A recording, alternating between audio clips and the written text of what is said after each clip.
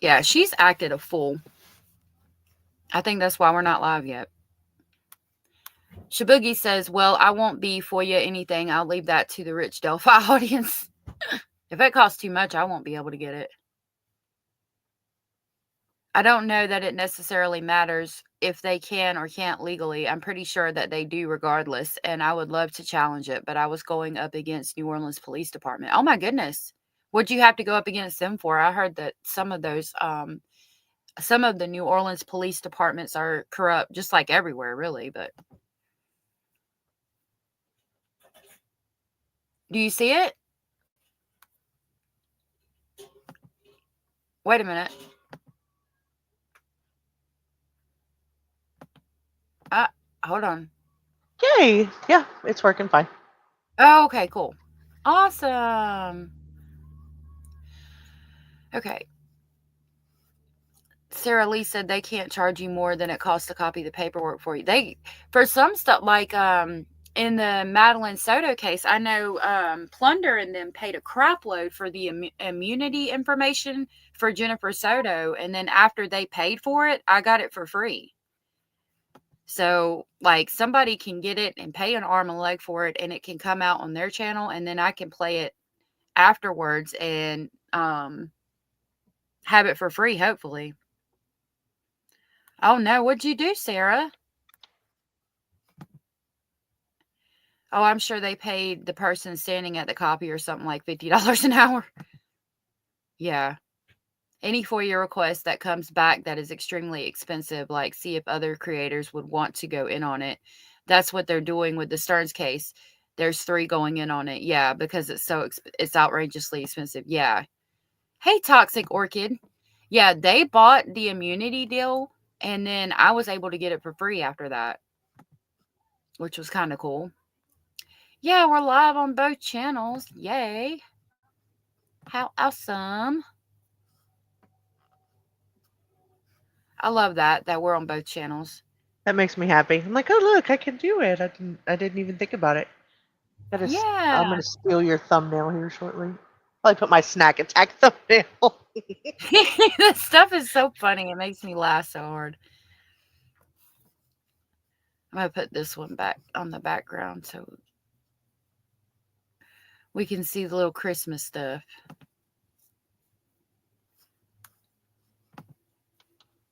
I would not stop until a cold case detective who was on that show in the first 48. I wouldn't stop until he called me back or answer his phone. Oh, I've seen that show. I called upwards of 20 times a day and 10 times at night. Yeah. Oh my gosh. Sarah said they were pissed at me. Then I went as publicity as I could and scolded them everywhere I could for the way they store their evidence down. Oh, Bad Girl Girl, I'm said, hey, scared of you. do what? I said, girl, I'm scared of you. Yeah. Then they said they were working on resolving. So, what happened, Sarah Lee? When they said they were working on resolving the storage of evidence problem, I called them every day, several times a day, to see how that was going. And this went on for 6 months. What made you do all this? Like, what did you see that bothered you? To the point that you felt the need to do that. I want to know what Sarah Boone is doing to act a fool. She's almost 30 minutes late.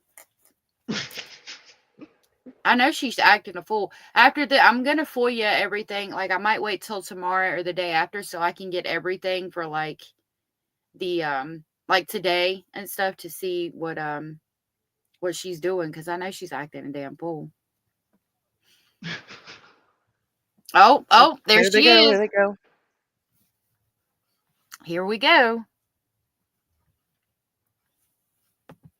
And Sarah Lee said, it's a cold case I'm working on, but pretty much a teenager was unalived and laid out in a cemetery. No arrests, no suspects, and all physical evidence destroyed in Katrina because it's under sea level. Whoa. That's crazy, Sarah Lee. I hope you get everything you need. She is so extra. Hey, Lindsay. I Thank you for literally, being here. she literally reminds me of a woman who smells like a Frito, like Frito chips. I'm sorry. But Lindsay She started does. it. She does. Yep, Lindsay said, "I know she smells." Yep. Smells like a I see she's Frito. adapted well. Yeah, she didn't even try to like fix her hair or anything. She does look like a Frito. I don't know how long it'll take her smile to be gone, and she does look like a Frito. I know Owens is like, God, I gotta be here with her again. Turn the volume all the way up. You know, content I heard somewhere that if your pet's paw smells like Fritos, it's some kind of yeast thing, and you should put I don't know what it is. There's something you should put on their paws because it's like a yeast thing. That's why they lick their paws so much if it smells like Fritos. Absolutely smells like stale Fritos. Yep. Well, and we know, and there's his family. Oh, yeah, we know that she's not getting her commissary because her husband and her are going through this whole thing about the reason he hasn't sent her alimony.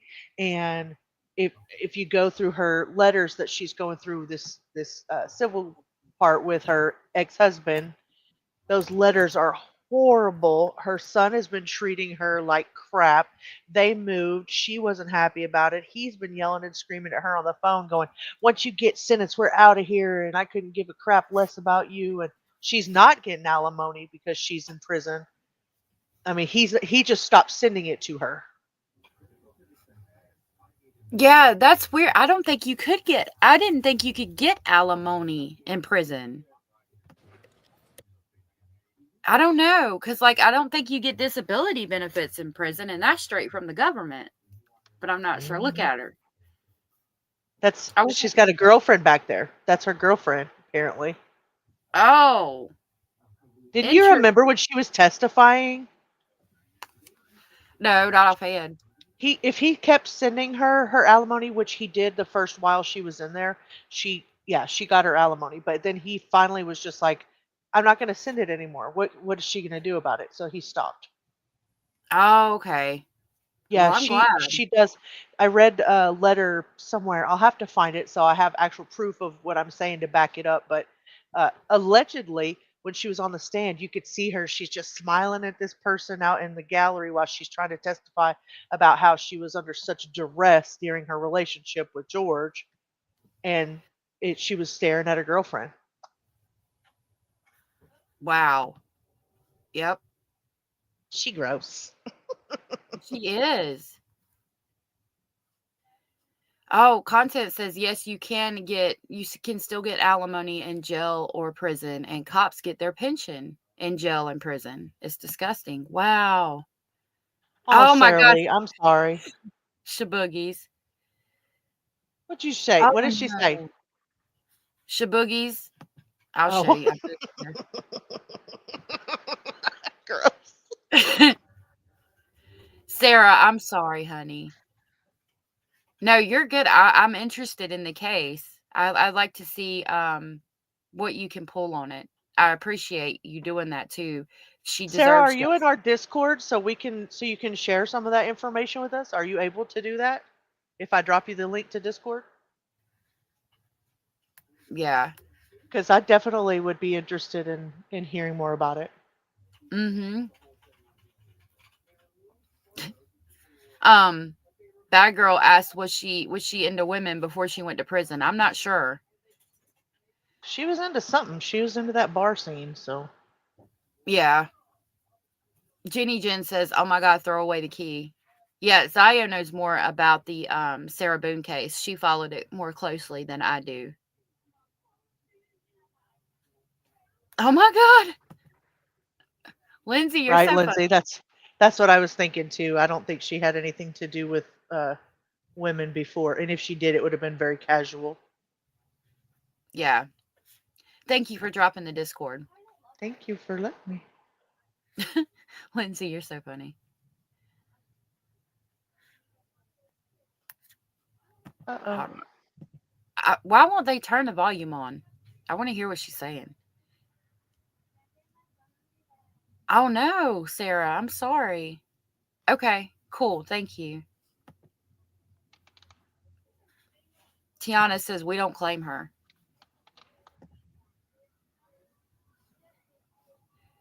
Sarah's going swimming at the Y.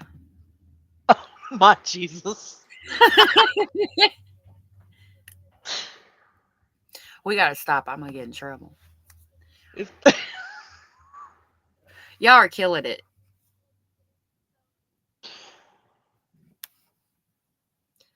What are they discussing on this phone? Maybe it was the judge that was late. No, she was just walking in the room at 1:30, so maybe it was scheduled for 2, and they started 30 minutes early or something. I dropped my email if you want to send anything over, Sarah, and I'll share it with allegedly for sure. Guess I would be glad to help, like look around or at least get familiar with the case. Yeah, Zio is who I'm sending all my stuff to, my documents and stuff to, so she can help me get them in the Discord. Zio is very smart. She's my homegirl. I love you too, honey. Well, Abellis, hey. oh, see, I summoned you in Discord and you didn't answer me, Abellis. I almost cried. Abellis, I've got jail records. I started. I didn't know today was sentencing. I thought I had like the rest of the week. So I real quickly this There's his morning brother.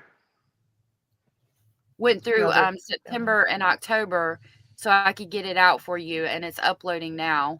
Which one is his brother, love? The one on the very end in the front row right there, the one that testified. Oh, I okay. think I think his other brother is the one, the third or Oh, I fourth see one him down. But anyway, the right front there. row right there, that's all his family. Oh, I was like, I thought it That's was. part of the second row as well. So they might be I about to get started. I wonder if they're going to do victim impact statements. Has anybody heard whether they are going to or not? I don't know. Not that she I haven't deserves it. heard. Like because I thought I still had a couple of days to get the jail records out, but I didn't, and I started this morning with the jail records so I could get at least the last 2 months out. But I didn't even know you were working on them. That's fantastic. yeah, I got them in my email at the beginning of probably about a couple weeks ago, and I just haven't had time to get them out. You go live 7 days a week. It's hard to do anything in between when you got real life outside of YouTube. Yeah, I You have think they been. are doing victim impact statements, Jenny? I hope so.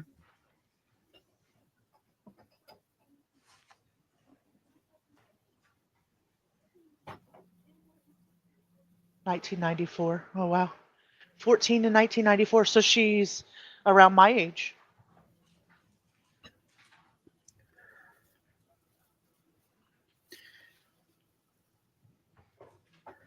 Look at that smirk.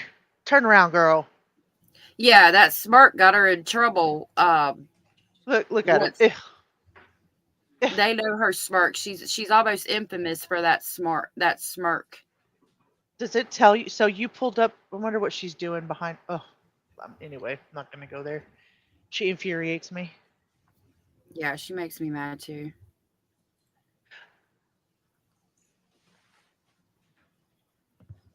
Okay. Right, Abellis? I've been following from the beginning too. I totally agree with you. I hope she gets what she's got coming to her. She does not feel a second bit of remorse for what she has done to this family. Nope. That smirk gets her in trouble. She's almost infamous for the smirk. She probably did do a drive-by. Do you know how to do a Lindsay. poll? No, I don't. I can't do it from years. I was wondering if we take a poll on what we think, what our years are going to be. I don't know. But that's a good question. I wonder what her years are going to be too. Because I don't think it'll be the max because of the abuse that she allegedly suffered. But I think she's going to get still kind of a stiff sentence, but not the max. So I I did a little research on the judge outside of the case and when he was rerunning for judge again and what he stood for, and he does a lot with cases that deal with domestic violence. So I do know that he does have a sensitive ear to the domestic violence part of it. And he is very I'd have to say, just in my personal opinion, he's probably been one of the most patient judges I have ever seen with her. I mean, as infuriating as she is, and 8 lawyers later, like, he's absolutely been so kid glove with her. Yeah. That man should be given an award for that shit. Excuse my French. I didn't mean to cuss. Uncomfortably numb. I love that name. Oh, hi, uncomfortably numb. I don't Ooh, see you. Abellis is shaking Abellis, out the bushes. Abellis, thank you so much for gifting 10 memberships. That was so sweet of you. You're so sweet. Thank you, love. I really appreciate that. I'm going to play our members clip. Thank you. You're so sweet.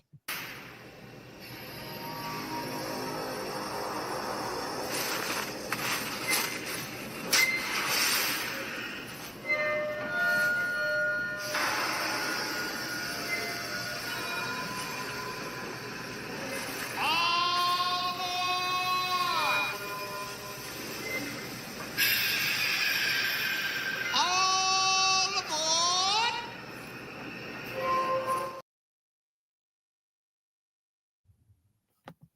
Thank you, Abellis. That was so sweet of you. Thank you. We are all family here. If it's any consolation to you, Rubber, I did not see anything. So most of our family was still asleep up until uh, Yeah, I didn't see anything either, Rubber, and you're good. are you paused? Yes. Oh, pause for the movie. For the Oh, clip. Hold hold on. on. That's right. Still nothing. Thank you for that. You're welcome. Rubber, baby, I'm so sorry you've been cried this morning. I'm so sorry. I hope you're okay. I don't think anybody saw it. I haven't heard anything. Shabookies, congratulations on your sobriety. 3 years is a long time to stay sober when you're fighting against the demon. So, congratulations. Yes. Congratulations. And I'm very proud of you. We are all entitled to some moments here and there. We absolutely are. And thank you again, Abellis. Abellis said you're very welcome. That's so sweet of you. Thank you, love. Jenny, did you make it to our Discord? Yeah, she hasn't been in there. You gotta come hang out. I would love to have her in there. Yeah, Rubber, you're good. I don't drink either. And when I do, I act a fool.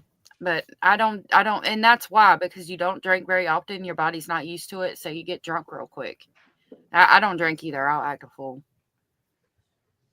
My husband will have to be like, Biatch, sit the hell down and I shut act the a hell fool when I'm sober, so down. no shade. Basil is on the bed. He was eating pretzels a minute ago. I gave him some pretzels. Where did you see uncomfortably numb? I didn't see that. Is that in your chat? No, no, no. I saw when it was showing me who got the memberships. You got Oh, okay, Uncomfortably yeah. Numb, Eva, Crystal Ann, Becky Boo, Trauma D, Stacy, Dana, Heather Cook, Texas, something Texas, TK in Texas, Alyssa Mistaken. Yeah, That's cool. shake, I can't ever see that. shaking out the bushes. I absolutely will drop Discord. Eek's probably out grooming her babies this morning. Yeah.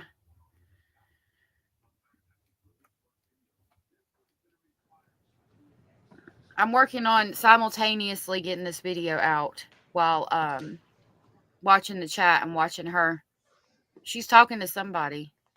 She got her hands in the praying motion. You better be praying. What are you saying? Did you check the box?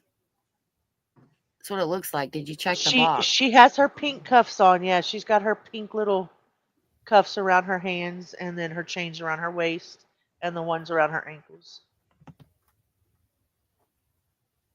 Yes, Jenny. I wish I could read lips.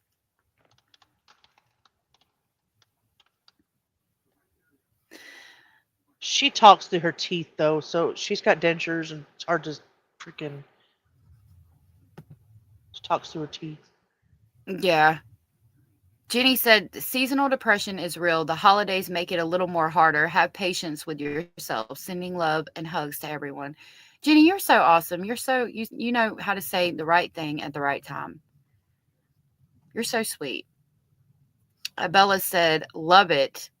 I cannot stand her. I can't either. I didn't know she had dentures either.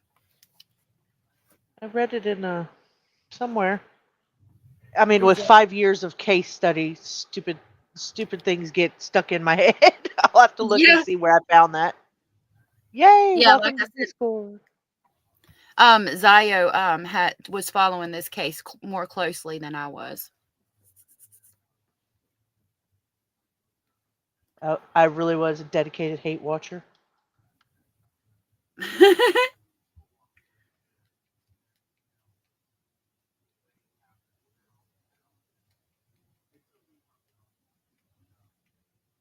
um, Right, Tiana? Get a move on, peeps. yeah. Pinto, you're so sweet. Pinto said, thank you, Jenny. And I'm with Tiana. Come on with it. Does anyone know if a complainant to the FBI for corruption would even garner a glance? It would be the Delphi mess. Yeah, I don't know, because they wouldn't let the FBI come in. But I would think the FBI could say, we're stepping in anyway. Bellis, I feel the same way. I don't feel sorry for her.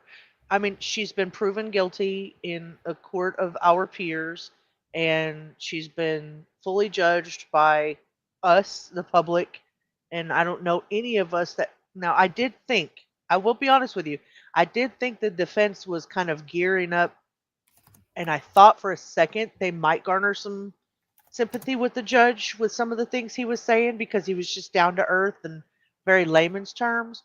But it was not garnering enough sympathy for me to think she didn't do what she set out to do. And that video was the seal the deal for me. Yeah. Tiana, Discord is like where you can chat and they drop links and you can watch videos together, and like I post shorts in there all the time and funny memes. We get on there, like we all say good morning to each other and we say good night in there to each other. And there's case files in there. As the Gavel Drops Discord is another one that has lots of case files.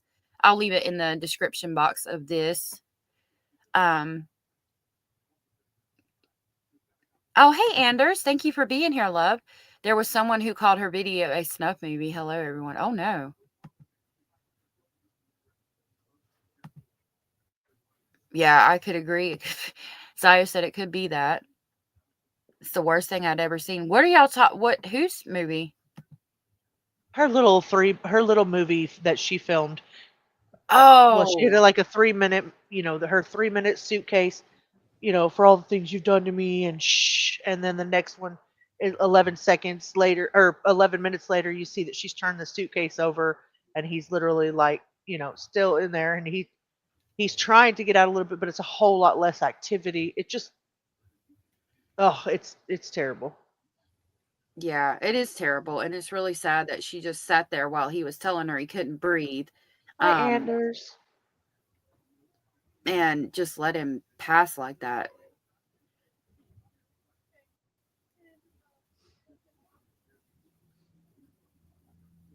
Yeah, I noticed that too, Abellis. Like he was trying to garner sympathy by getting close enough to them to see if he could he could empathize, or he could get enough empathy for her to convince them. And so, yeah, his speech pattern definitely changed. And then you notice again, as soon as it was over and they had the conference, the meeting outside, it changed again. He was back to being professional because he wants that book deal. He wants that movie deal. Yeah. And she was responding to a Bellis who had said when Owens changed his speech pattern and used y'all every 2 seconds when he was questioning her, I was mad. He didn't use that before or during media interviews.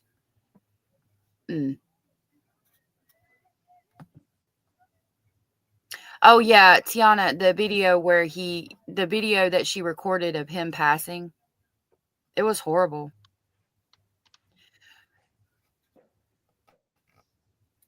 And Rubber, I'm sorry you're going through seasonal depression. I saw that earlier, but didn't want to highlight it. We love you.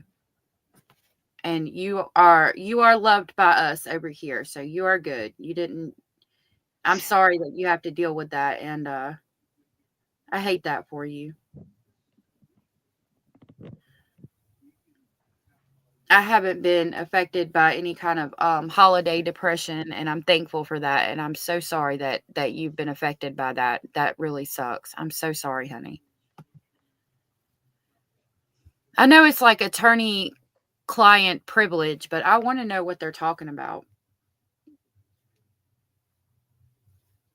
Okay, I think this is good enough for me to put it out now. It's as good as it's going to get for right now.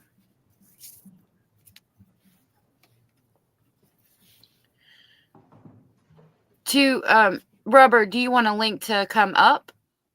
I'll drop the StreamYard link, yeah.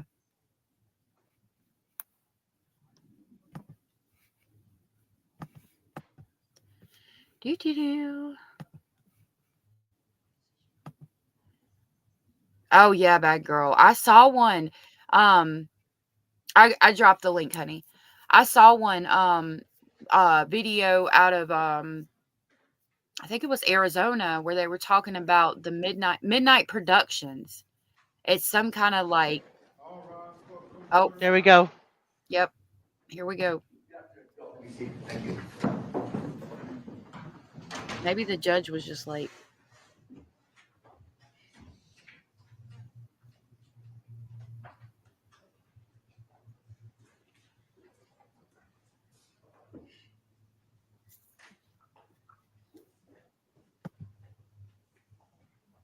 Hey, Rubber. I'll be quiet while we're watching these. Okay, you're cutting in and out a little bit. I just wanted you to know that. Okay, let me exit and come back. Okay.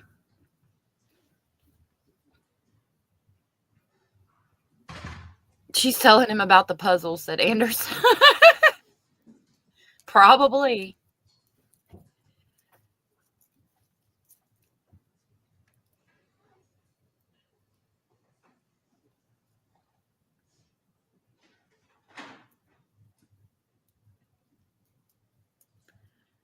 You know you don't have to review this case. You know it, sir.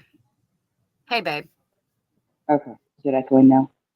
Nope, you're good. Perfect. Okay. Kranick.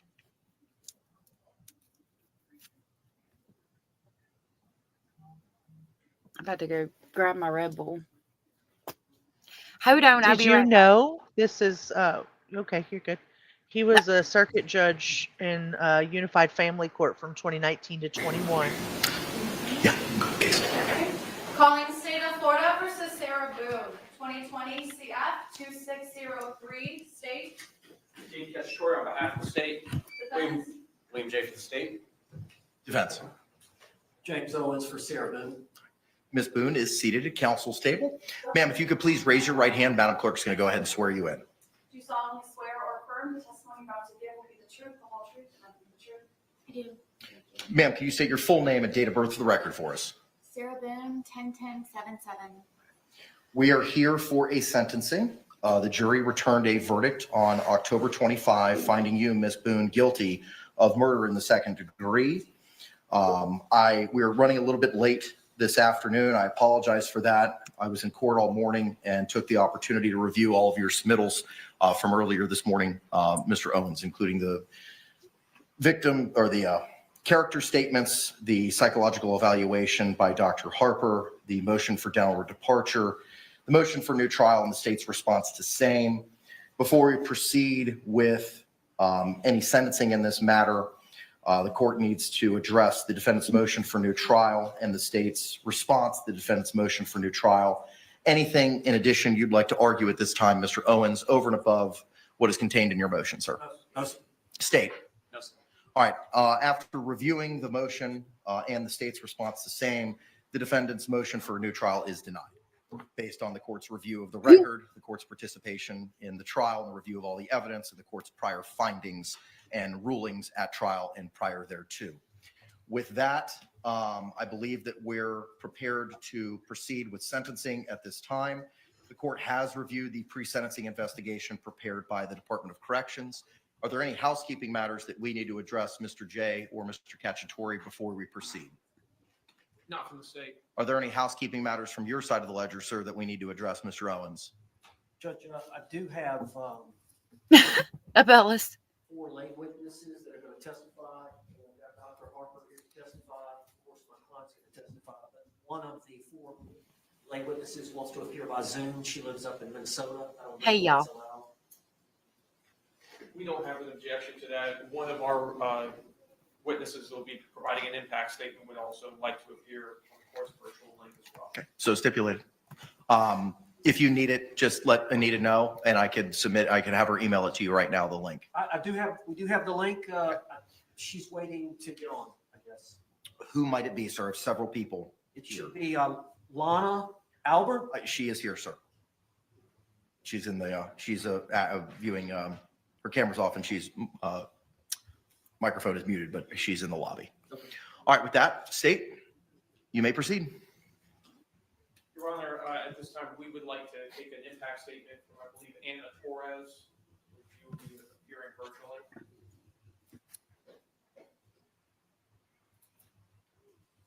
I see several guests, but I do not see a Anna Torres in the virtual lobby, sir. Well, I think while maybe she's having some issues logging on, we have also in-person witnesses. We can proceed with those first, sir. We would call Anna Torres.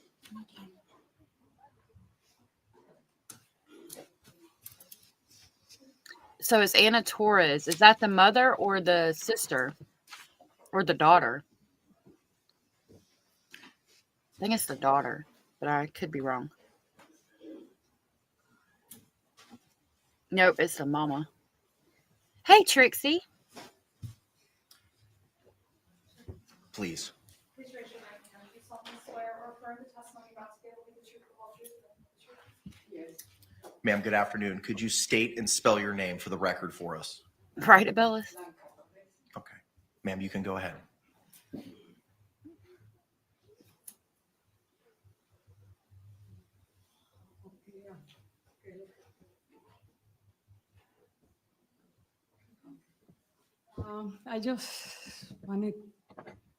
I just want to tell Sarah Boone that I don't hate her for what she did. And I always remember that evening when that lady came into my door and she knocked at the door. And she asked for my name. I said, I tell her my name. And then she said, can I come in? I said, okay, yes.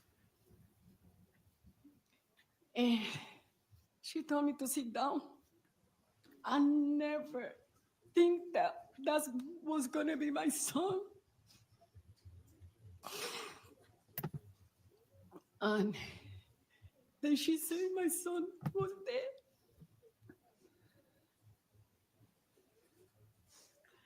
Since that day, I can't sleep. It's hard for me to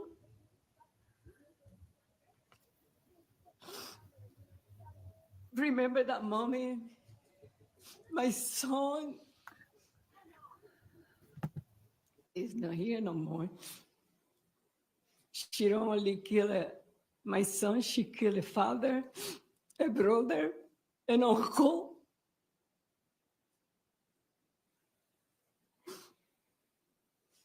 It's been hard. And my family, because all the brothers, they will always work together.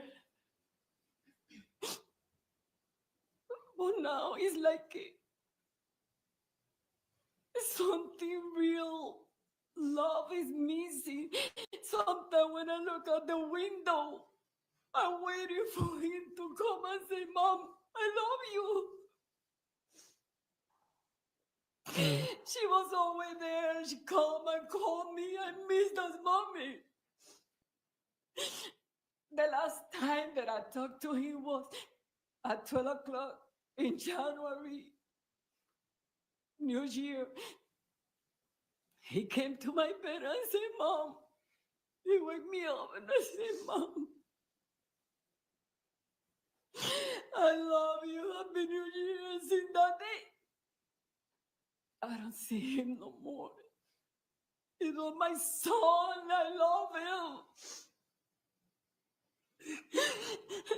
And I miss him a lot. My family miss him a lot too. But I don't hear her. But you know what? I was blessed. She ain't gonna be blessed like me because I have my son. I raise him. I have his children, my granddaughter, my grandson, and she don't gonna be able to have that. And I did. I raised him. He wasn't perfect, but he was a good son.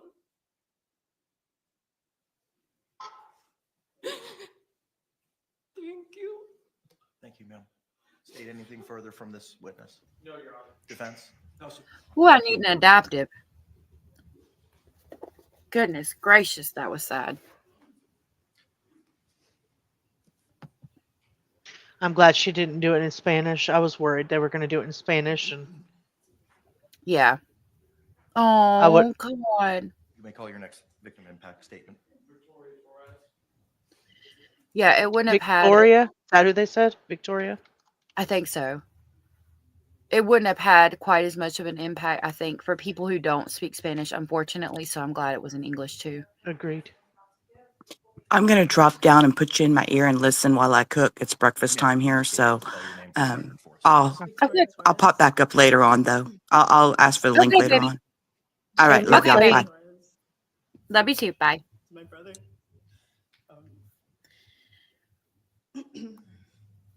Unfortunately, You have it up all the way? family has experienced Yeah, it's hard to hear. horrifying tragedies.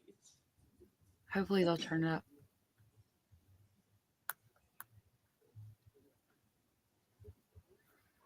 I just want to make it clear that Yes. George Sister. deserves See, justice. As far as my other brother and Sarah deserve to rot in jail.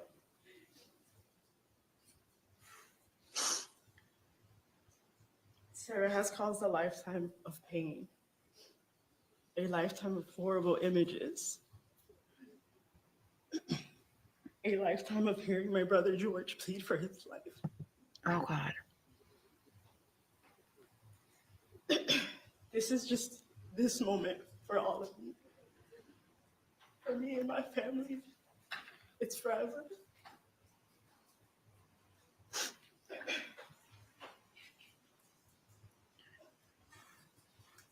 Such a simple thing as using a suitcase is so triggering. I try not to close it all the way. Oh my God. I leave at least like 2 or 3 inches for the zipper. And it might sound crazy, but it just helps me. He really has flipped my family's life upside down. And I just hope that we can truly get justice for my brother. And I just want to tell the team thank you so much for everything you did.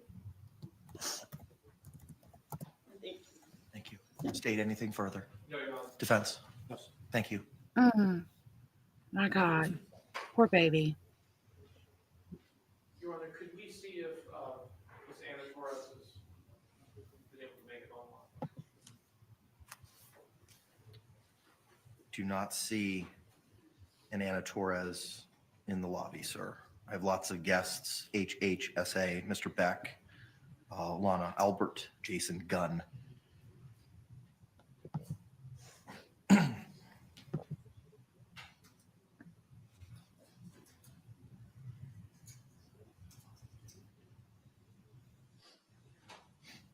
Honor, is there a cap to the link as to the number of individuals? Not to my knowledge. Could we just have just a moment? Yes. So they're waiting for her on Zoom. Abellis.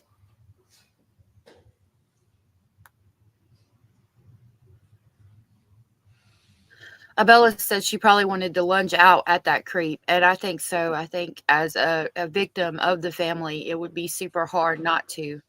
And there's been cases where they did. Something happened to somebody I knew or loved or cared about. It would be hard for me not to mess them up as well.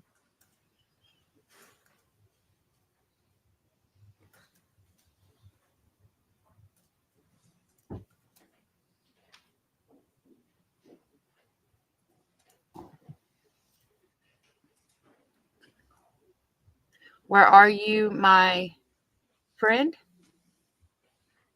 Is that what it says? She said yes, and I said, "Oh, how?" I said, "That's good. That's good, my friend." And Oh. TQM means te quiero mucho. It's kind of like I love you in Spanish.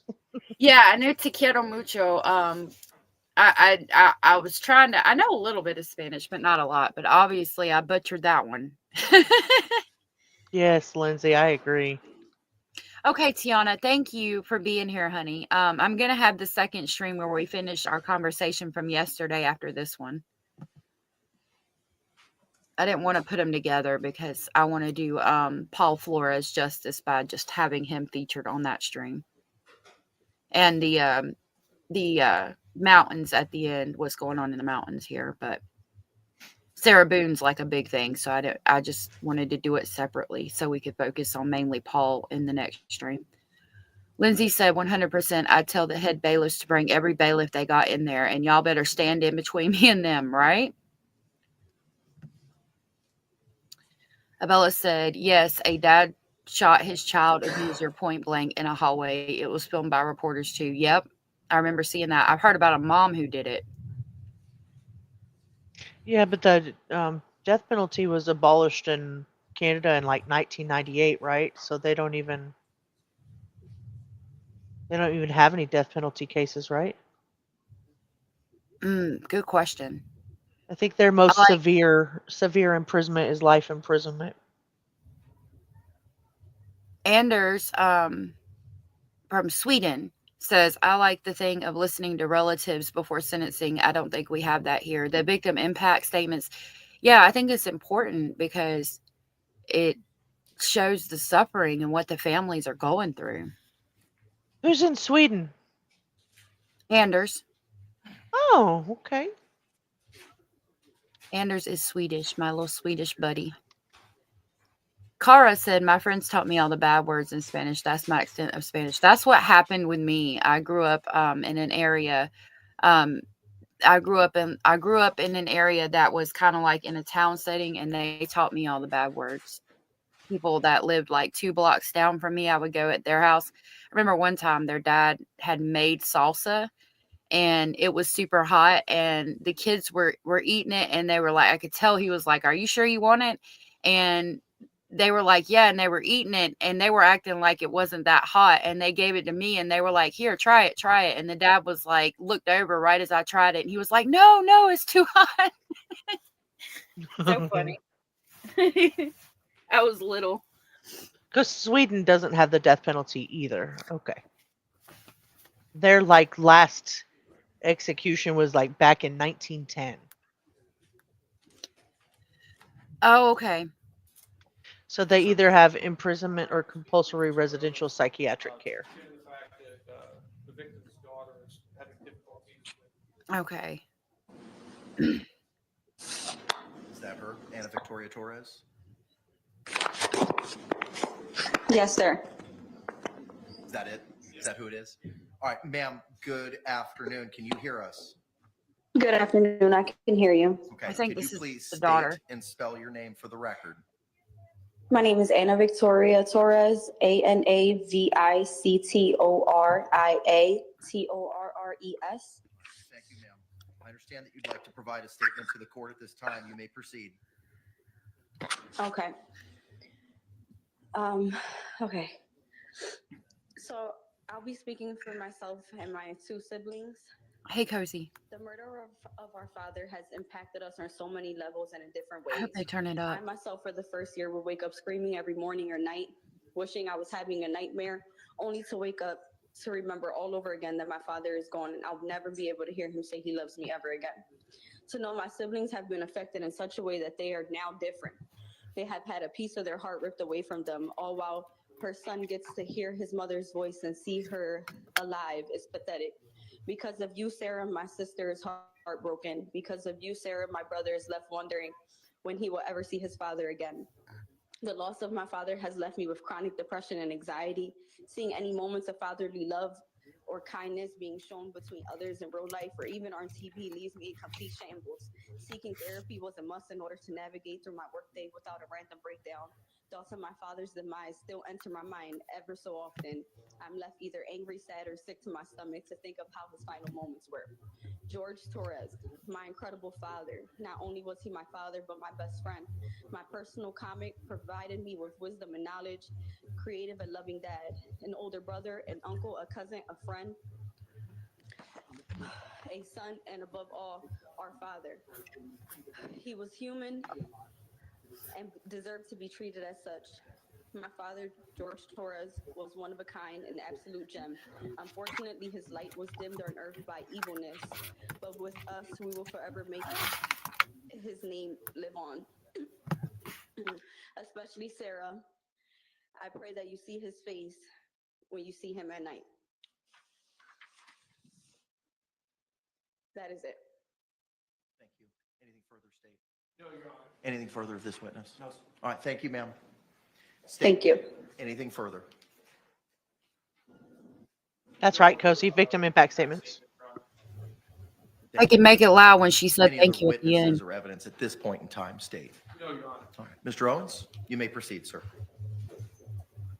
Ms. Diane Smith, I tried to turn on the caption so we could read what they were saying at least. It's not on I it's have not my no fault. issue with her being at the podium. If you want to move about the well to conduct your examination, that's fine, counselor. It Ma'am, wasn't my come on fault up. that it was so low. It was the court. Come So I up to this turned on the podium right closed here, ma'am. If you caption so could you have raise to your read right it. hand, Madam Clerk's going to go ahead and swear you in. You solemnly swear or affirm the testimony about to give will be the truth, the whole truth, and nothing but the truth. Ma'am, could you state and spell your name for the record for us, please? Diane Smith, DIANESMITH. Okay, thank you very much. Counselor, you may inquire. and Ms. Smith, tell the court a little bit about you. I was a chaplain at the 33rd Street Jail for 30 years. And have you been a chaplain at the jail here in Orange County? Yes, Orange County Jail Is that the same for jail 30 you're years. referring to? Okay. And during that period of time, did you have occasion to meet with Sarah Boone? I did. And was it over the course of how long? I've known her 4 years. And if you could, tell the court what you'd like to say. Okay. Well, I first met Sarah. She came in, we have a Christian dorm, and Sarah enrolled in our Christian program. And she was in my classes for a year. And she was very sincere in her efforts to change her life and to be a better person. And I found her very helpful. She was kind and good to people. She loved to serve. And she helped the new girls that would come in, the younger girls. She would mother them and be very kind and very helpful. And then after she graduated from the program, I was her counselor for the other 3 years. And I always found her, very sincere and, trying to do better. I spoke with many inmates that knew her and was associated with her. And they spoke very highly of her and said that, she was helpful. And kind and tried to help other people. And I just found her to be, very sincere and trying to be a very good person and change and help people. Was the Bible involved at all? Oh, yes, it was all spiritual. Yes, it was spiritual growth plus character. Spiritual in her That's her baby character. toe? Trying to just be a better person in general. She liked to serve other On the people. toenail of her baby toe. That's where she's Have spiritual. the girls wash their clothes and show them around and teach, but Yeah, spiritually, get the fuck out of she here. grew very, Sorry. Right? great Sorry. spiritually. Right. You're right. Hang on, ma'am, just 1 second. Hang on just 1 second, Ms. Smith. State, any questions? No, Your Honor. All right, thank you, ma'am. I appreciate you. She was ready to go. She was like, I have lied today. I got to get away. And now you can go, you little liar, Lyerson. Go sit down. Yeah, it's fine, Counselor. Thank you.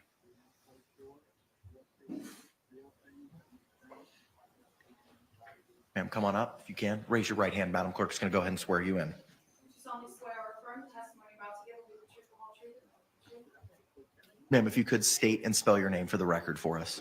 Christina Pena, Christina Pena.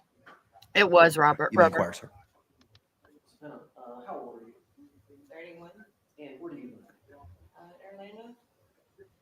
Now, it's my understanding, Ms. Penna, that you were in the county jail with Sarah Boone. Yes. How long were y'all in the same cell together? Yes, about I was in there for 4 years, but we were together for 3. And I understand ultimately the charges against you were dismissed. And so you were released on what? April 4th this year. 2024? 2023. 2023. So you've been out. She was great, Judge. I've She been made out me for, breakfast like, in my cell, 6 gave me or so coffee. months. Yeah, since April of this year, actually. Sorry. April of 2024. And We played you said y'all were spades. bunkmates there together for about 3 years. I would assume that y'all got to know each other pretty well. Yeah. And if you'd like to speak on her. Yeah, she slept in my bunk. Sarah's one of my best friends, my only. Take your time. Is this the girlfriend? I was just about to say, I think it's your girlfriend. Bitch. You bitch. Spiritually and like growing and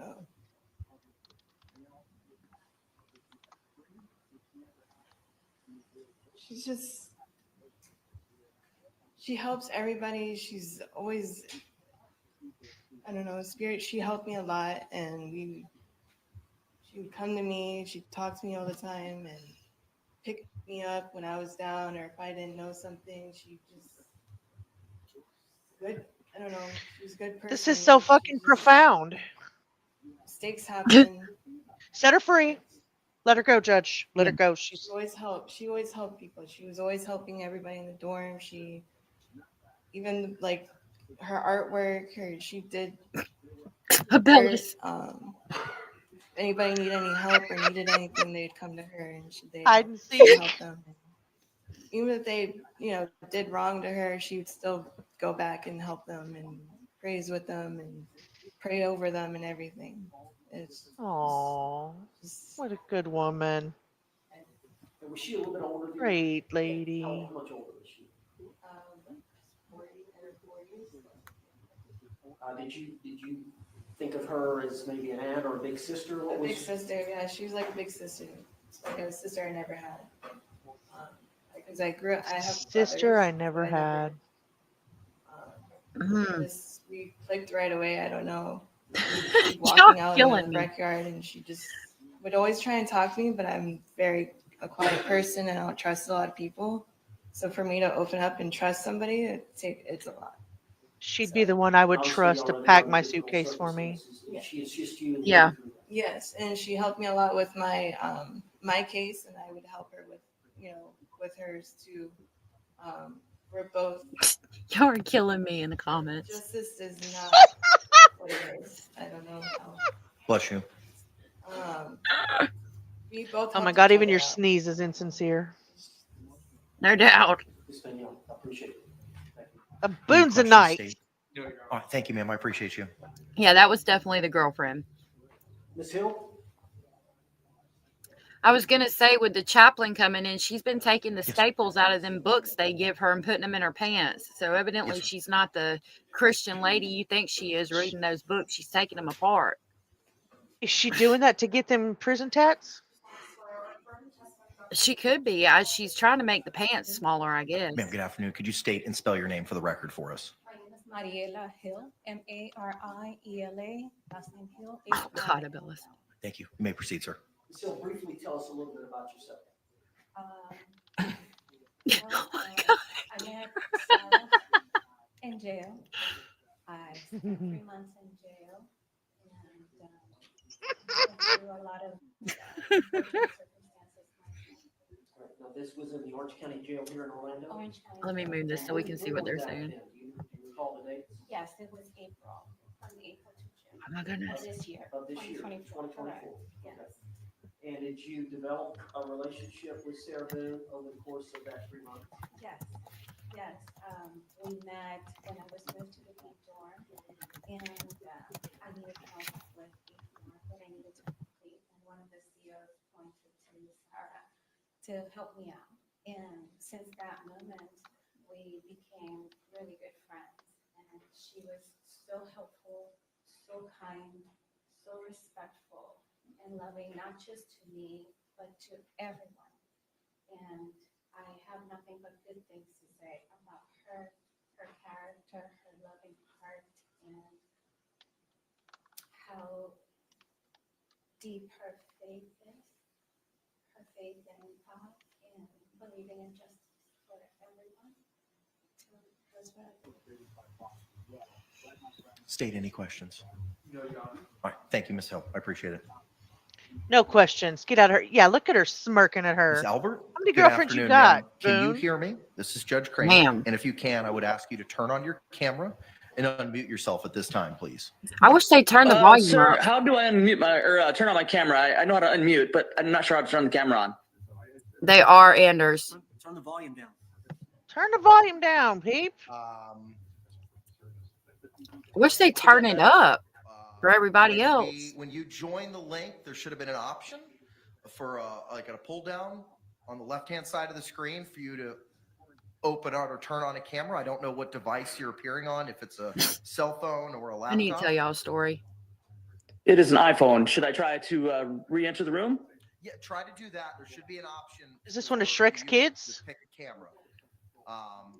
I don't know. While they're saying this, camera, and hopefully we'll be able to see what with you that said, time. bad girl, when I was in Okay, let me college, just give me one when they second. would give us hot dogs, they had to be cut up for that reason, because evidently somebody was using them for nefarious reasons. So, like, if we ever got hot dogs, they were cut up. I was like, Wow. y'all bitches are crazy.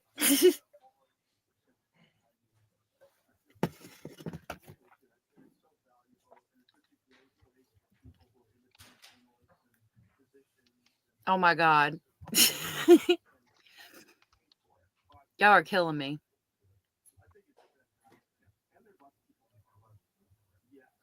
With a cat head? No, I don't remember that. They would take toilet paper and like water and stick it together to make like a paper mache member too. Did that work? Can you see me? I was like, y'all need to stop. Shoot. Yeah, it's saying default camera. It's saying front camera. I chose it. It didn't show my face or anything like that. Y'all are killing me.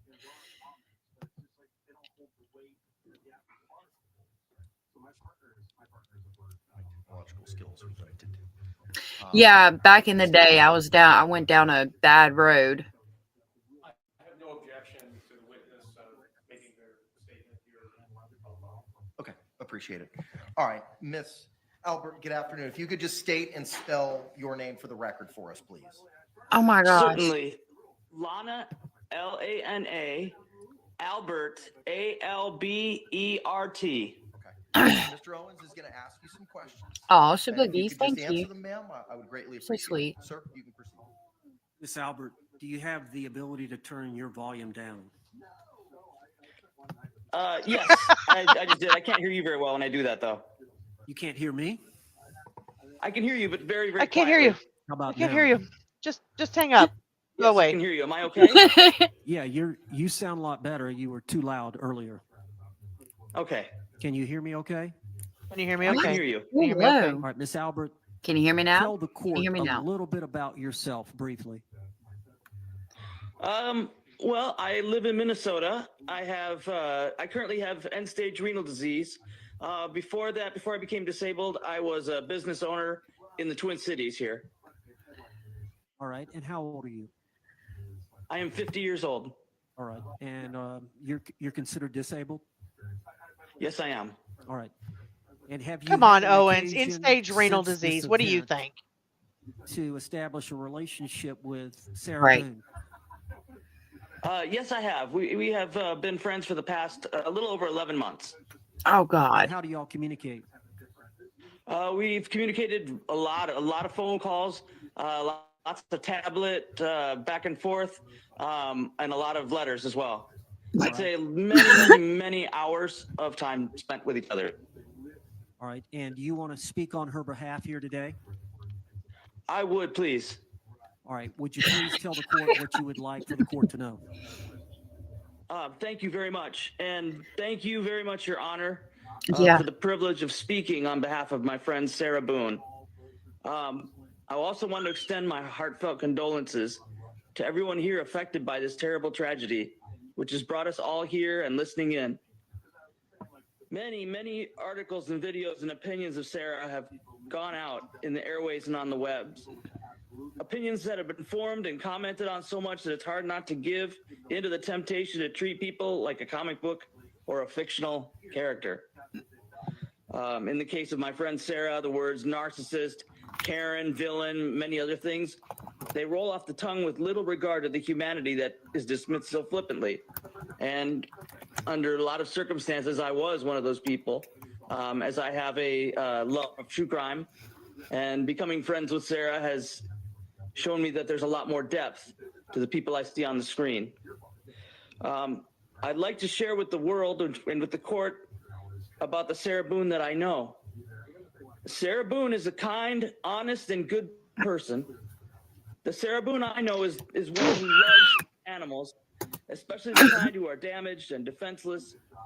How many of us would take in and pour love for a hearing impaired and a sight impaired pair of dogs? She has a natural instinct to help reach out and give of herself. Her time and energy and love, especially to those who are hurting or damaged. You all have seen her fight for her own life and truth here. I tell you this, she fights even harder for those she loves, giving time, attention, and companionship without a single thought for her own gain or what somebody can do for her. And one huge example is in the matter of our friendship. As I said they're before, I way have over end-stage this. renal disease caused by a genetic illness called polycystic kidney disease. As my life has progressed, things Nobody I've gives taken a for shit granted about have your been taken away illness. from me. I'm sorry. I'm I not could trying to appear be in callous, court but in person it's not why because we're here. I can no longer walk, as my dialysis treatments have affected the circulation of my legs and has confined me to a wheelchair.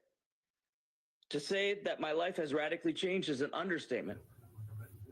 Through it all, I have many friends and family I love and cherish. Sarah has distinguished herself differently in this way. In the course of getting to know her, I started sharing the progressing state of my health. It was like lightning had struck her. The moment Sarah had learned the depth of my struggles health-wise, she straight up offered strenuously to donate a kidney to me. I got to tell you this. Right. I'm sure you're not mad for me showing this. but Donate a she had freaking no hesitation, kidney. no concern over personal risk or personal gain. I want to convey to this, out and around the world, that is merely offering is a good and heroic act. I've had many friends. I've not had one outside of my brother who has offered me a kidney. That is huge. I don't have anything of equal value to give to her. And that's not the actions of a narcissist. She did it as a reflex action, as a good person. After the verdict came in October, we spoke that night. And I hope Sarah doesn't get mad at me again for disclosing this, but Oh my God. out of all the shock and seriousness of what had happened in the court, The thing that made her emotionally break was that she realized she could no longer be a donor to me. I mean, I was sitting there like, hey, you know, it's going to be okay. But she was so broken up, she couldn't help me. That's a friend. She is not, nor does she come up anywhere remotely close to being a narcissist. And one more thing before I go. Social media has worked to rip the blindfold off of Lady Justice, to take the sword out of her right hand and start assassinating Sarah's character. However, the scales are the balance. As it says in Psalm 85, mercy and truth are Oh, met don't together. you dare. Righteousness and peace have kissed each other. Oh, he did. Justice isn't Yeah, we're not going to justice do no without mercy. Our manipulation pursuit of with your righteousness religion. isn't complete and right F you, without dude. peace. Thank you, Your Honor, for the honor of speaking for my friend Sarah Boone. I hope that your justice is mixed with mercy here today. Thank you. That is a prison pen pal. He's never met her in real life. She's using the shit out of him, probably for money. Thank you, Miss Albert. I appreciate you. She got 2 girlfriends and a pen pal. Dr. Harper. A cockroach sharing her crackers. I'm okay with her on the stand. Yep. She can be right now. Yes, sir. Are we going to hear Dr. Harper again? For God's Evidently. sake. I wish they turned the volume, like they turned the volume down to where you can barely hear it. I don't understand why they keep doing that. That's fine. I don't want to hear from this quack. Doctor, good afternoon. If you could please raise your right Quack, hand. Madam quack. Clerk's going to go ahead and swear you in. All right, Trixie. If you could, Doctor, state and spell your name for the record for us, please. Dr. Julie Harper. He did, Trixie. J-U-L-I-E-H-A-R-P-E-R. Thank you. Counselor, you may inquire. Oh, Lordy.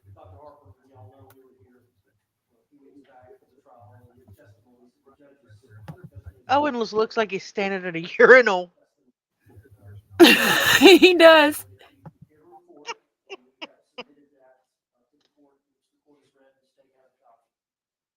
And I don't know if you want to refer to that or just speak on wrong about Sarah Boone and what she did to assess her, and then any opinions that you want to express. All right. I think that during trial testimony, I reviewed all of the documents, excuse me, and all of the records that were available. They're documented in my report as well. In addition to the forensic clinical interviews that I conducted, I also have had the opportunity to talk to her brother, Philip Paulson, in the interim since the trial, and I included his information in my report as to her family background. If you could, give the court a synopsis of what your findings are, or what you uncovered maybe from the brother, whatever you think the court needs to hear this relevant material to his decision. So referring to the summary section of my report, I'll keep it a brief, but I'll outline the highlights that I feel like haven't been conveyed before, which is an understanding of Ms. Boone's early family life, in that We don't care. she is the middle child of her parents' union, and We that still her don't care. parents did not have a happy marriage. They didn't provide an opportunity to have a good role model as to how to have a partnership together. Not an excuse. Ms. Boone was born in close proximity to her youngest brother, 11 months apart. And in my clinical experience and training, I would say that that disrupted her attachment with her mother, some being close in proximity with her. Oh, brother. you bitch. Whose temperament just seemed to suit. Did you hear what she just said? Better than her own. No, Abella said get comfy, so I walked and got me a snack. A snack. What'd she say? She just said her and her brother were 11 months apart, so that disrupted her relationship with her mother. Fuck off. Oh my God. Miss me. For her in that way. His Lord untimely Jesus. death by heart attack during her high school years. Oh, well, Kara, you're going to put people in suitcases By then. her brother as a turning point for her in how she was acting at home. That's interesting, Abellis. Her relationship with her mother took a. If I'm an only Well, child, can I get away with murdering because I'm lonely? She Right, Shaboogies? Good question. was saying. And it is my opinion that that early lack of foundational relations with her mom and not feeling very secure, the death of her father, destabilized her. That's a period of your life when you're leaving high school, when you should have formed a very solid foundation to go out in the world. And I don't think that that's what she had at that moment. She bonded easily with Mr. Boone, and you can see that there are elements of that early difficulty with her relationships because Yes. she took on a On some parentified role, in bullshit. my opinion, during that They are. relationship. And therefore, there's a power imbalance in that she was making decisions and not, again, having an equal relationship. I think that that led her to a sense of being a need to be right, a need to feel like she is the one that's making good decisions, to have some ego support by being in the right all the Ego time. support, Mr. suck it. Boone. That's what you can And do I with think your that ego. that led to Sorry. Her ego already arrives 5 minutes some before she behaviors does. that she carried over into a Amen. relationship with Mr. Torres, in that she's parentified around him and acting more like a I get parent-child so animated, relationship, Shaboogies. being I'm sorry if I'm yelling. housing and applications for jobs and things like that. If So my again, husband was there's a sleeping power in the No back, he's like, "Oh, you're yelling." that's very seriously misaligned. Yeah. We're As watching her the brother Sarah Trixie, Boone and good question. sentencing, and they're on some the bullshit. property manager of their apartment had verified they saw her being abused, physically abused in serious ways. Ego during the Good point, supporter offense. Lynn. sounds like a narcissist. Didn't they say she's And not a narcissist? it is my opinion that she called for help. Right. But when people got tired of her not leaving Mr. Torres, they stopped responding to those calls. And basically, Ms. Boone handled things on her own. And as other people with healthier boundaries probably would have left, she being acting out the pattern of intimate partner violence did not leave. She stayed long past when it would have been smart for others, or others would have said to leave. Sorry. The undergirding of that not leaving the relationship is a long-term anxiety problem that became post-traumatic stress disorder. There is an earlier instance of exposure to traumatic stress in that she was the person in the hospital after her father died who found him having students perform CPR on his dead body. So that was an early exposure to high traumatic stress, witnessing that incident. And based on her brother's description, that was something that changed her. When a person is exposed to numerous compounding stressors, their adrenaline system is changed. It alters your body. And things that might be an otherwise neutral situation, you tend to have a cascading adrenaline response to that. And I think that that ultimately for her, as she succumbed to other instances of serious physical abuse from her partner, became post-traumatic stress disorder. I do think that that is a condition that is still existent even while she's in jail. It's something that she needs treatment for because those triggers are unmitigated, meaning that she hasn't really had the kind of therapy to address them and reduce her adrenaline and anxiety responses when she thinks of past instances of traumatic. Fuck her woe is me Eeyore syndrome. Get out of here. You can also respond to post-traumatic stress disorder Amen. by using antidepressant therapy, and that would be something that could assist her ultimately in reducing symptoms if she had counseling and antidepressant therapy. Now, Dr. Harper, I know you had testified at the trial that, in your opinion, she suffered as a battered spouse syndrome that is legally recognized in Florida, in the courts of Florida. That's correct. And I understand that that is tied to this intimate partner violence, which is maybe the same thing, but there's a complex mental health issue that ties into that. Can you speak on the complexity of that whole cycle that Anders, she's saying that people were frustrated and fed up with her because they told her to leave Absolutely. George and she never So would, like intimate partner neighbors. violence is not a diagnosis. it's a pattern of events that occur between two partners in which the power dynamic is altered by the physical abuse or behaviors that are controlling in nature to the point that someone's safety is threatened. It's common for victims of that to have a complex mental health condition, often including depression, anxiety, and substance abuse problems. And what might be substance abuse to cope with the problem, like numbing oneself, will sometimes result in its own diagnosis. The pattern of intimate partner violence, I think we covered in the trial, but just in summary about that, there are phases in which at first bonding of the two partners might be something positive. They've got Okay. Okay, and it shows a pattern of assaultive behavior and coercive time behavior. together. She was And more then the coercive than he secondary ever phase was. of that is when there is change in dynamic and some kind of traumatic event occurs, some instance of physical violence. And then there's a third phase in which it's like a honeymoon phase where they're trying to right the relationship. So in phase one, when they're having something pleasurable, the tone shifts. Phase two, there is some kind of incident. And phase three, there's a honeymoon phase.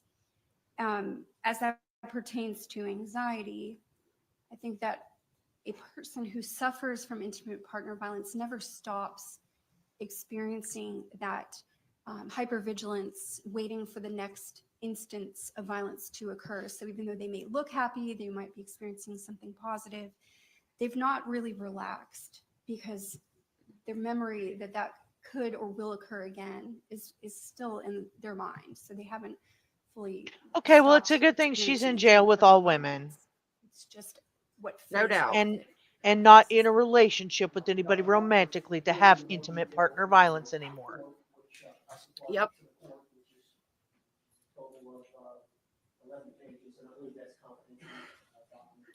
That's what's been marked. I don't believe it's been filed in the court file.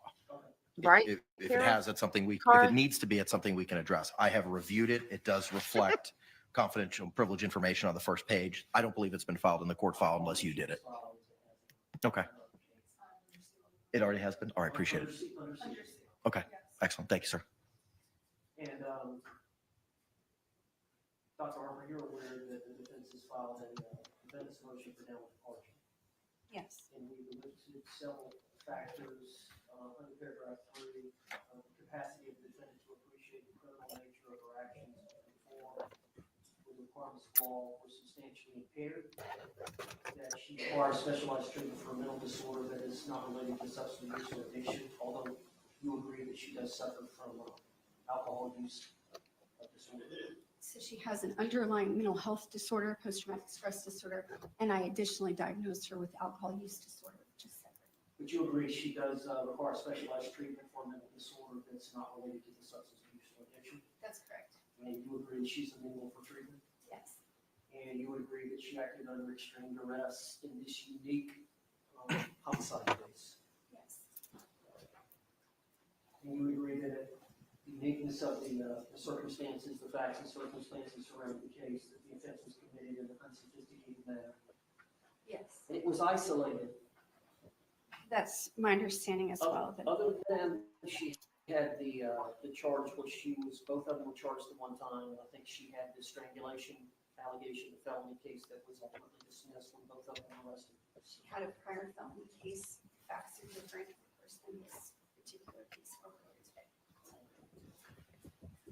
Dr. Harper, I believe that's all the questions I've got, unless you would like to say anything. Praise if I missed Jesus. Anything, of course. No, Okay, and if not, it's in the report. yes. Any questions? Yes, may she take a stand so I can do the voting? Yes, that's fine. Right, Abellis? So what about George? Does he have PTSD, alcohol abuse disorder, anything else? You may inquire, sir. Right, Kara, you're exactly right. Pages 1 and 2 of your report, you go through the sources of your information, correct? Yes. And that would include 8 interviews that you had with her from the course of August of 2020 through Yes, September of grill this 2024, turtle-faced correct? lady. There were 9 interviews, but 8 dates of service are listed. You did the Miller. Allegedly, she's not Forensic turtle Assessment enough for of our Symptoms turtle Test, club. or MFAST. That's right. Inventory of Legal Knowledge, ILK. That's right. clinician-administered PTSD Scale 5 examination? Yes. You consulted with her attorney?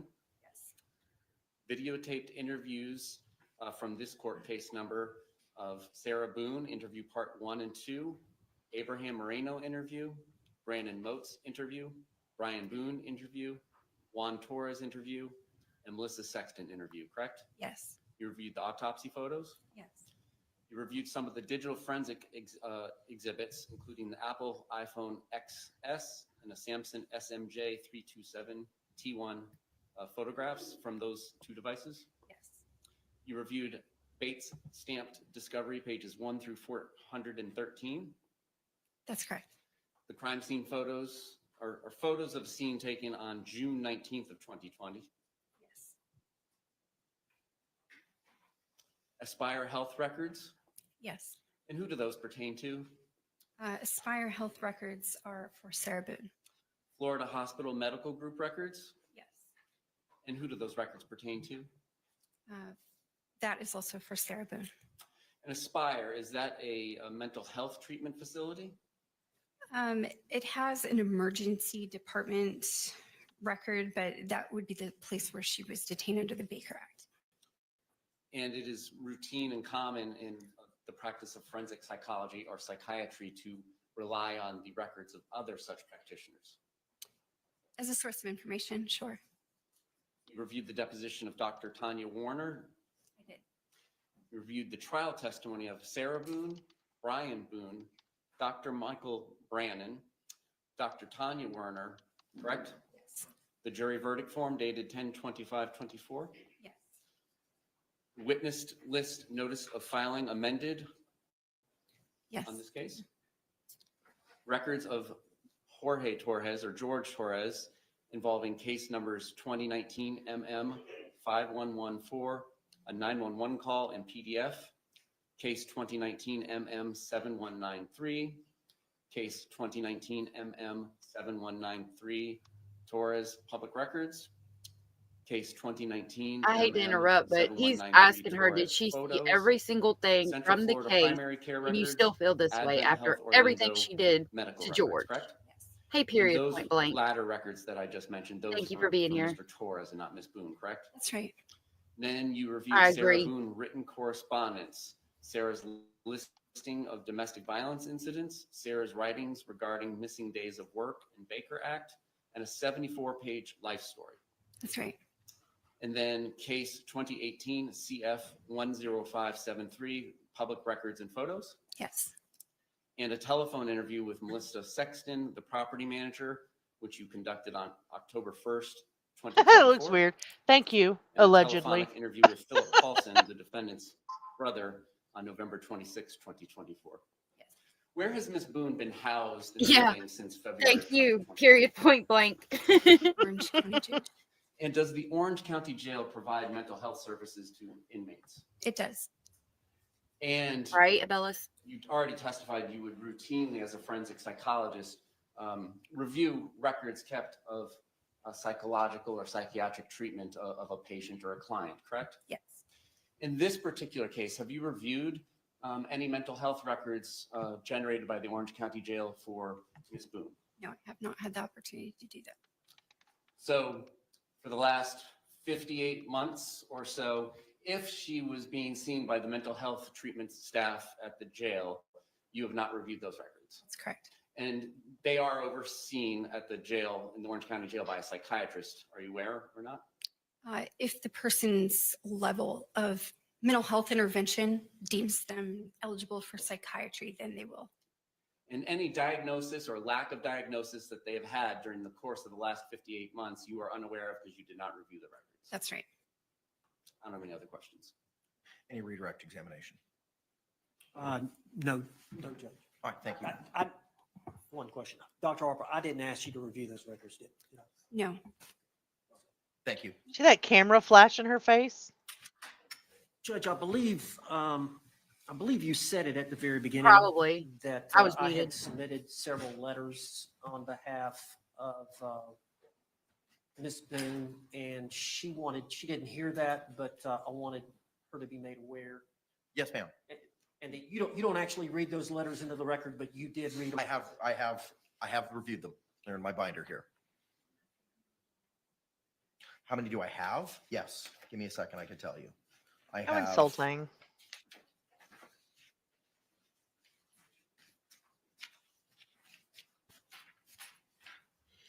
She's I trying have everything. 6 handwritten letters. She ain't gonna win. First one is 1 page. Second one is 2 pages. Third one is 1 page. Fourth one is 2 pages. Fifth one is 2 pages. Sixth one is 2 pages. I have a typed letter from Diane Smith, the assistant chaplain. I have another typed letter from a Nicole Ray, a typed letter from a Stephanie L, a typed letter from Philip Paulson, a email from Lana Albert, 2 pages in length, and a 2-page email from a Danielle Parsons. Thank you. Yes, sir. Judge, I would like to call Sarah Boone. You may proceed. Oh my God. Yes, No, please. you're not, ma'am. Are you freaking Wow. serious?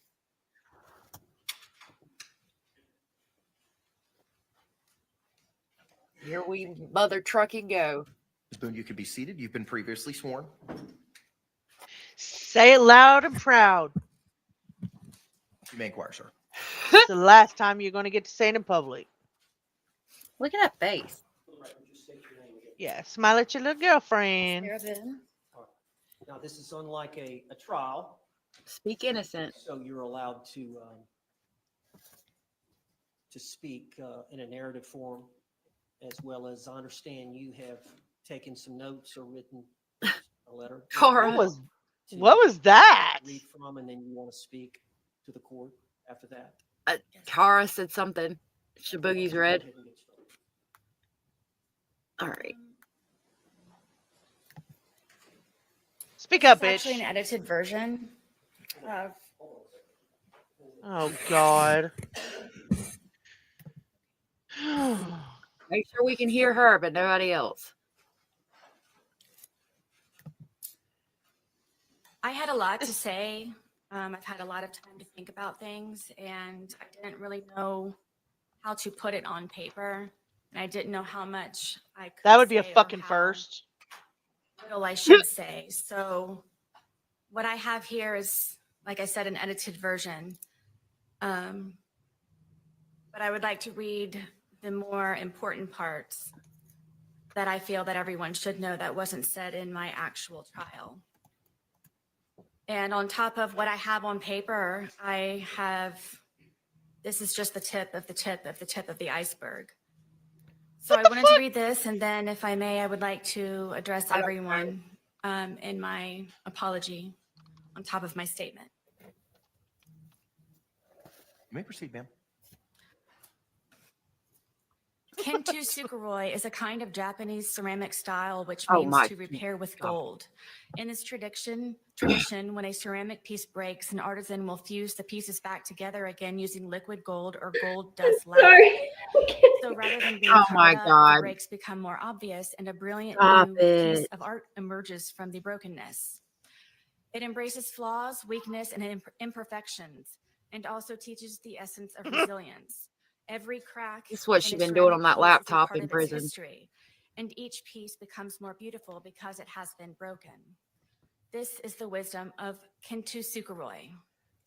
In my wisdom and with all of my repairs, then, now, and ongoing, God is, has been, and will always be my artisan. All of my gold is forgiveness. This has held me together, made me shine brighter, and overcome the damage caused by George Torres, the Torres family, No, the you're justice not. system, Orange County Corrections Department, social media, scoundrel detectives, infamy, defamation, Oh, she's ongoing going fucking constitutional in. rights violations, Ooh. second-degree murder, forced into being pro se. Just as gold is very precious, forgiveness is invaluable.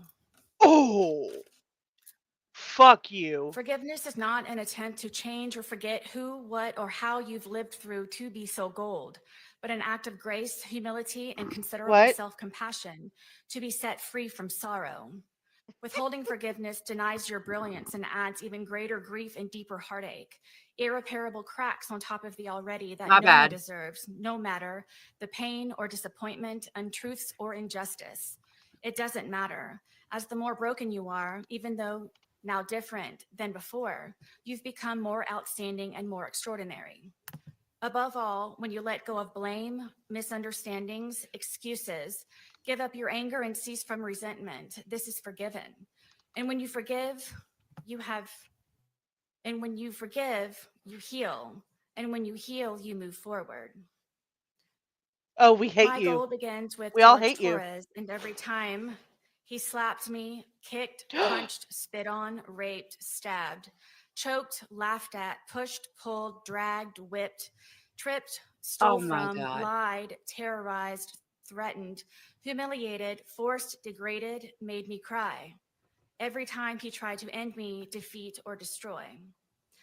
I forgive George for beating me senseless. Oh my For trying to God. sleep because I had to go to work or my son's field trip the next day. For ruining my deceased family's heirlooms, traditions, and keepsakes, my son's furniture, destroying the television we watched together. For wrecking our townhome by breaking windows, punching holes in the walls and doors, ramming his entire body into glass doors, kicking in my front and back door over and over and over. For breaking or removing the locks from all of the doors and sometimes the knobs altogether, so I You had nowhere to forgive feel him? safe, You killed including him. the sacred space of my son's room where he beat me bloody on his bed. For terrorizing and threatening my blind and deaf dogs by leaving the gate open I built to keep them safe, telling me he hoped I'd find their bloated dead body in the pond or scrape their remains off of the pavement, for kicking them off of the bed and throwing across the room because they were trying to protect me.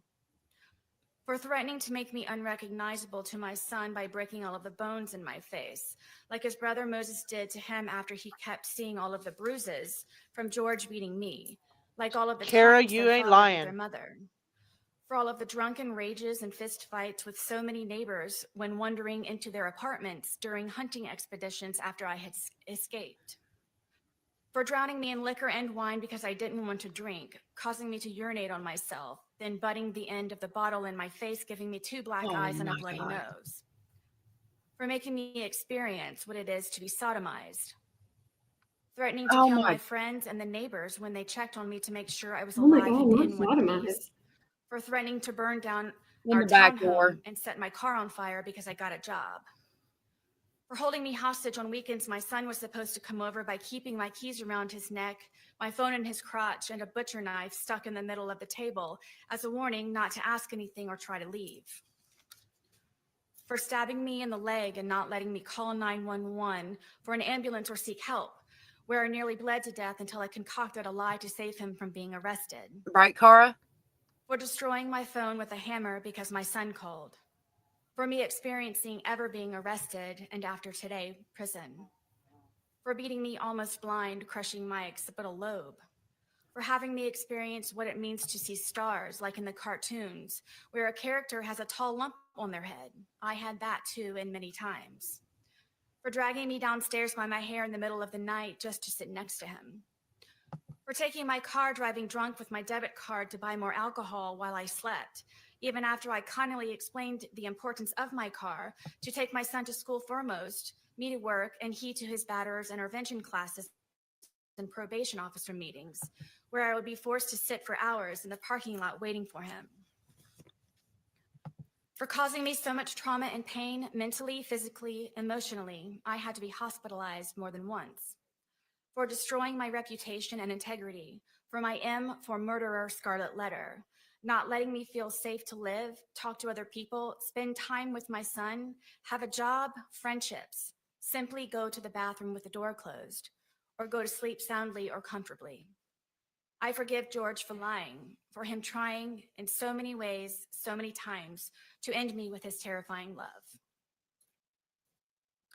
I also forgive the Torres family, his mother and father foremost, also Oh, you his 2 ex-wives bitch. and daughters, all for knowing who George was capable of and has done in the past, Don't you his history fucking of dare, violence you and where he trash. learned it, than to keep turning a blind eye when I would ask for help.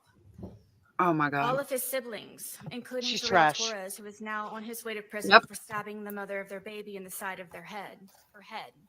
For everyone who knew what George was doing to me, sometimes how and when, but allowed and enabled. I forgive them for caring too late. I hope they all ask themselves while quiet and comfortable in bed at night the uneasy question, what could I have done to stop this from happening to both of them? And after all Bitch. the times Sarah tried to by asking for help from all of us and so many times.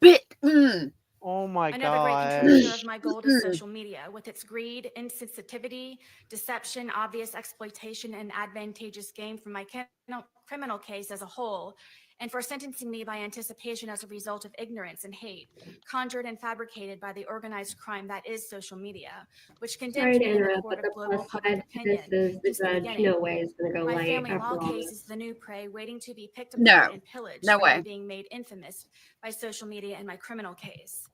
It simply seems I cannot forgive and be forgiven and move forward.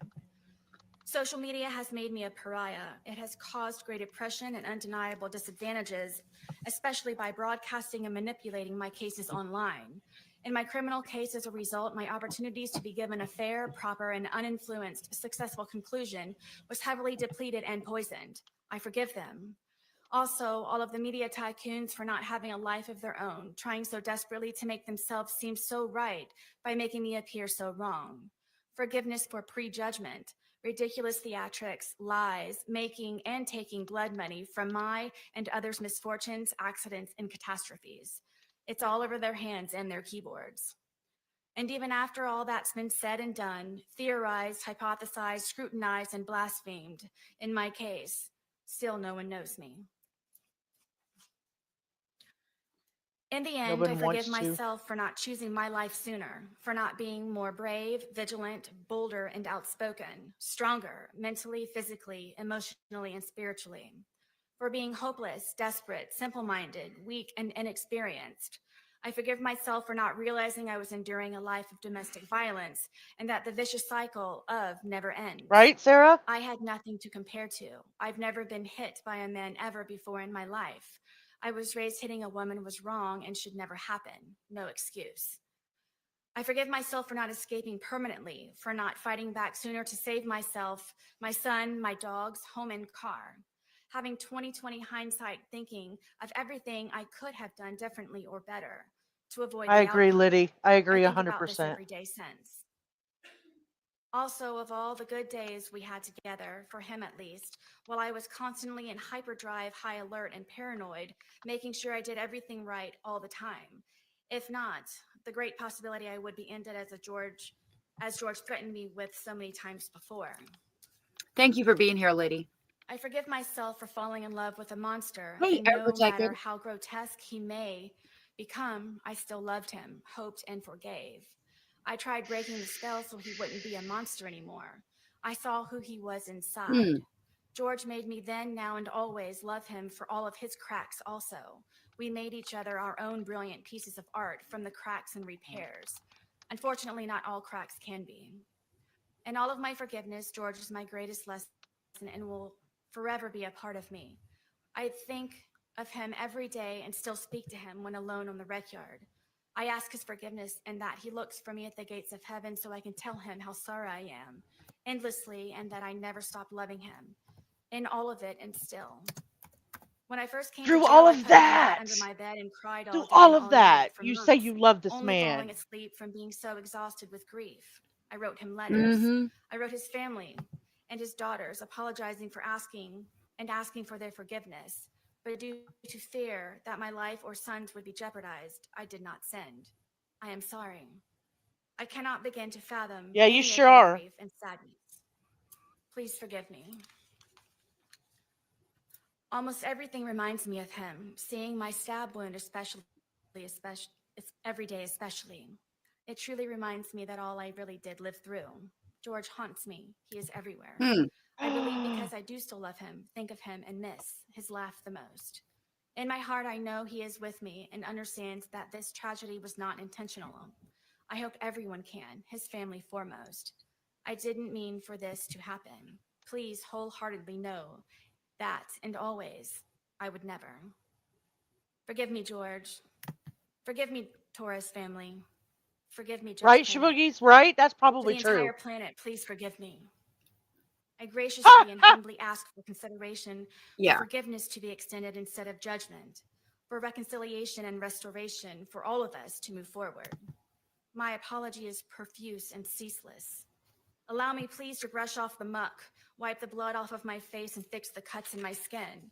I ask for understanding in what really happened and for how long, for second chances, repentance, and redemption, to advocate for all domestic violence survivors, to help them overcome, heal, and still hope, always, to make their voices heard, to confidently walk with all of their scars on the outside and the inside, to help them not ever become a casualty of domestic violence as so many others, to stop No, the you abuse made and him not a treat me before it's casualty too of domestic late. violence. There is You always hope. trash bag You can human. survive.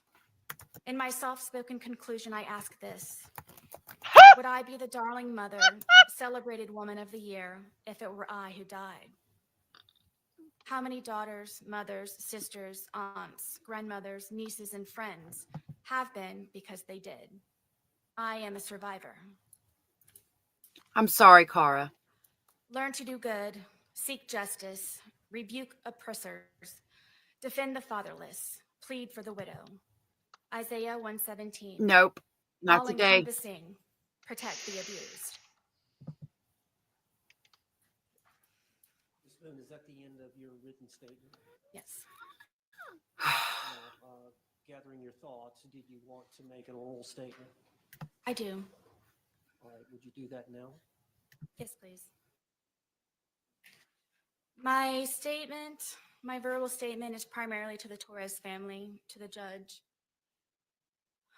to his daughters. I know you all know who I really am and that I did care for George and that I do still love George.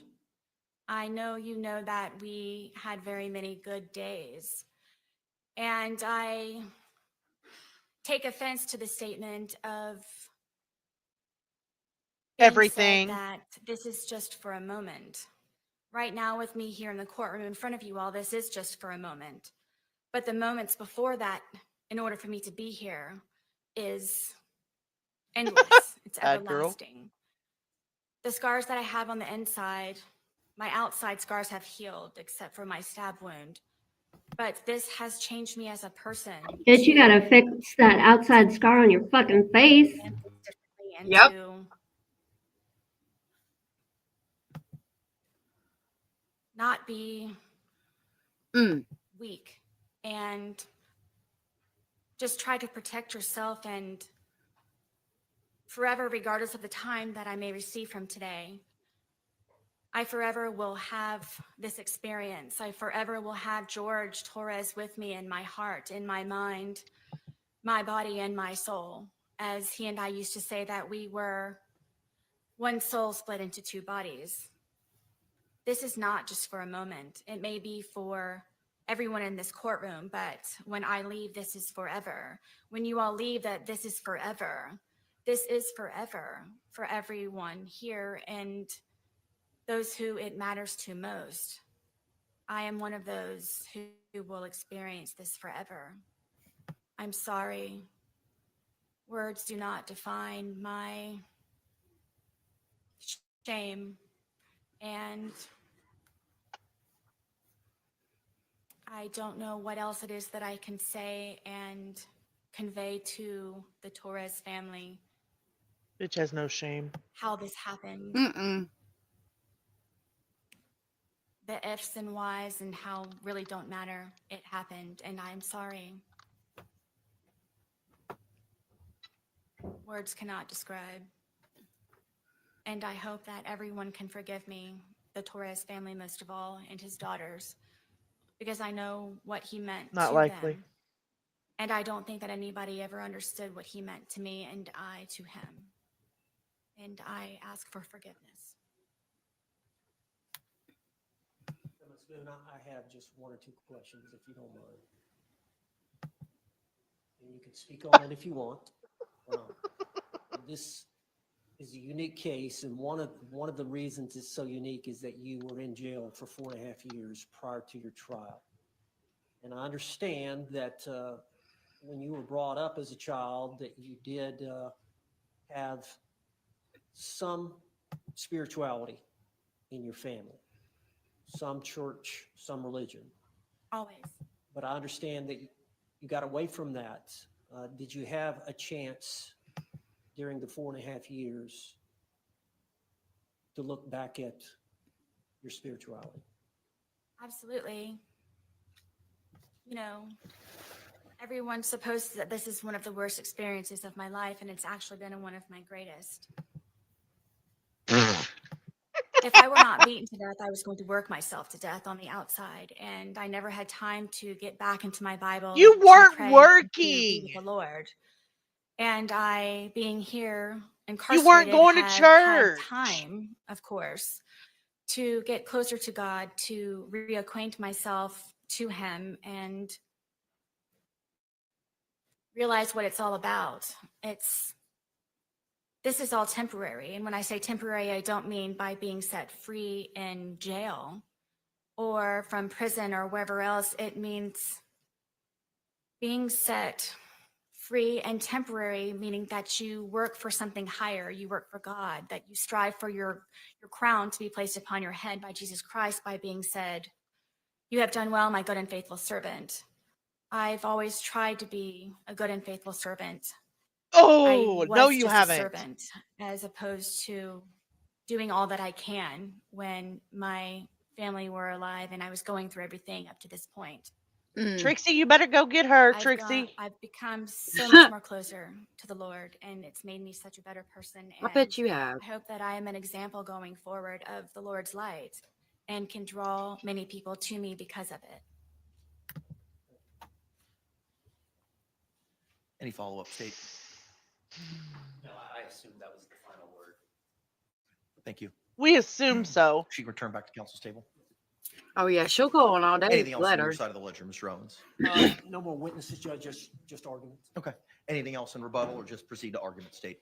Just proceed, argument. I don't know Once why I Ms. Booth expected any seated, less you can from proceed her. with Look your at her. argument. Look at her No, smirking. Mr. can you Chair, do Mr. that? Statutory. They're smirking at her girlfriend on the way. Mm-hmm. That You may smirk proceed, sir. gets her ass in trouble a lot.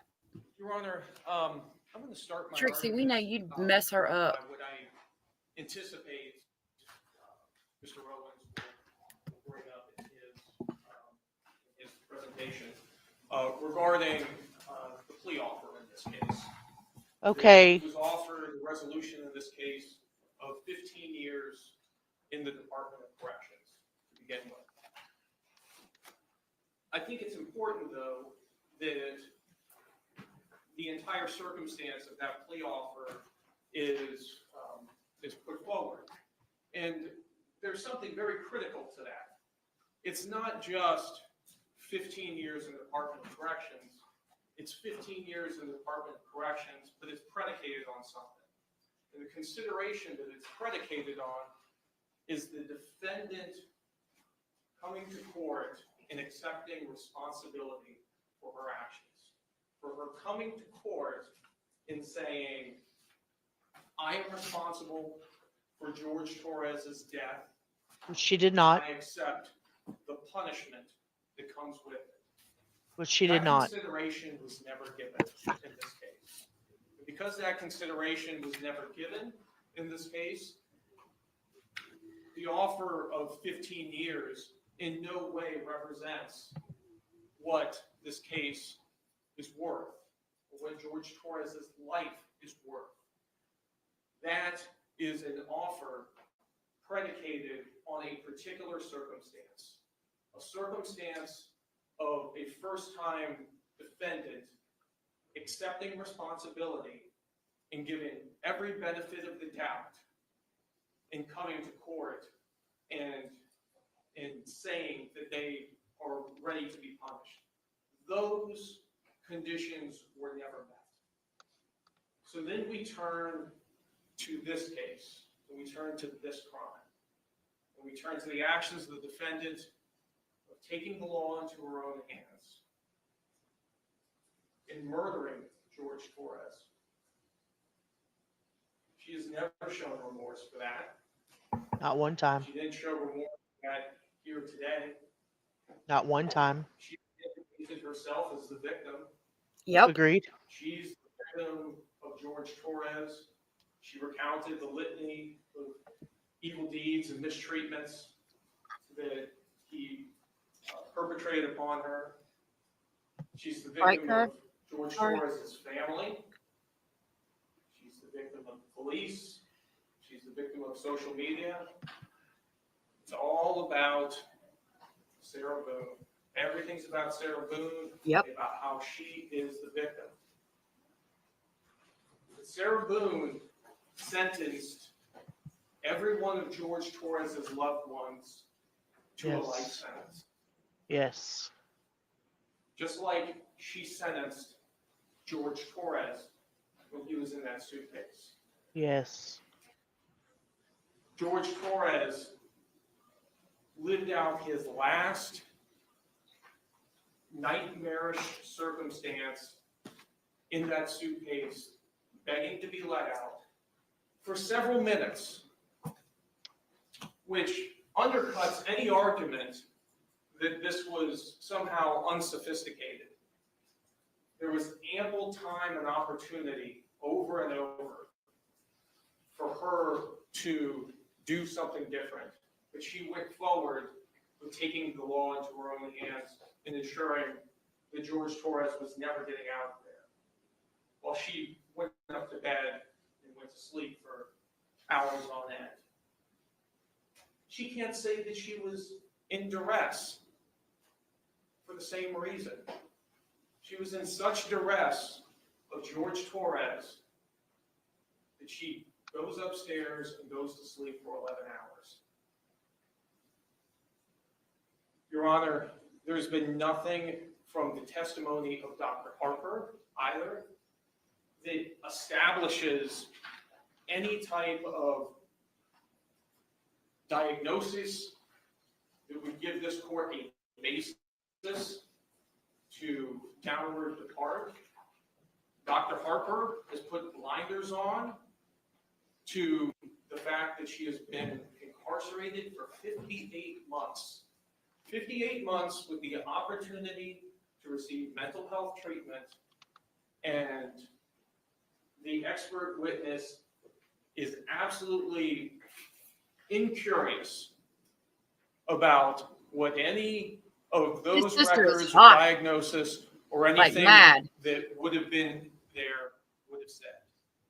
There is no valid basis for a downward departure. You can see she wants to punch her. She I agree. deserves a life sentence. Thank you. Mr. Owens, response?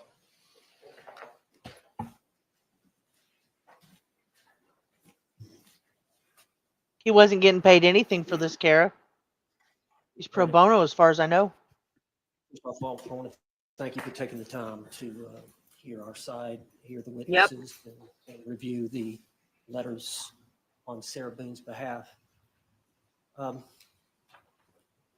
know, we've all been here for this trial. We've all been here for other trials. We've all got some age on us. We've all got some life experience on us. And this is a unique case. This was a unique homicide. It was a unique death. And as we all know, a lot of these cases are not black and white. They're shades of gray.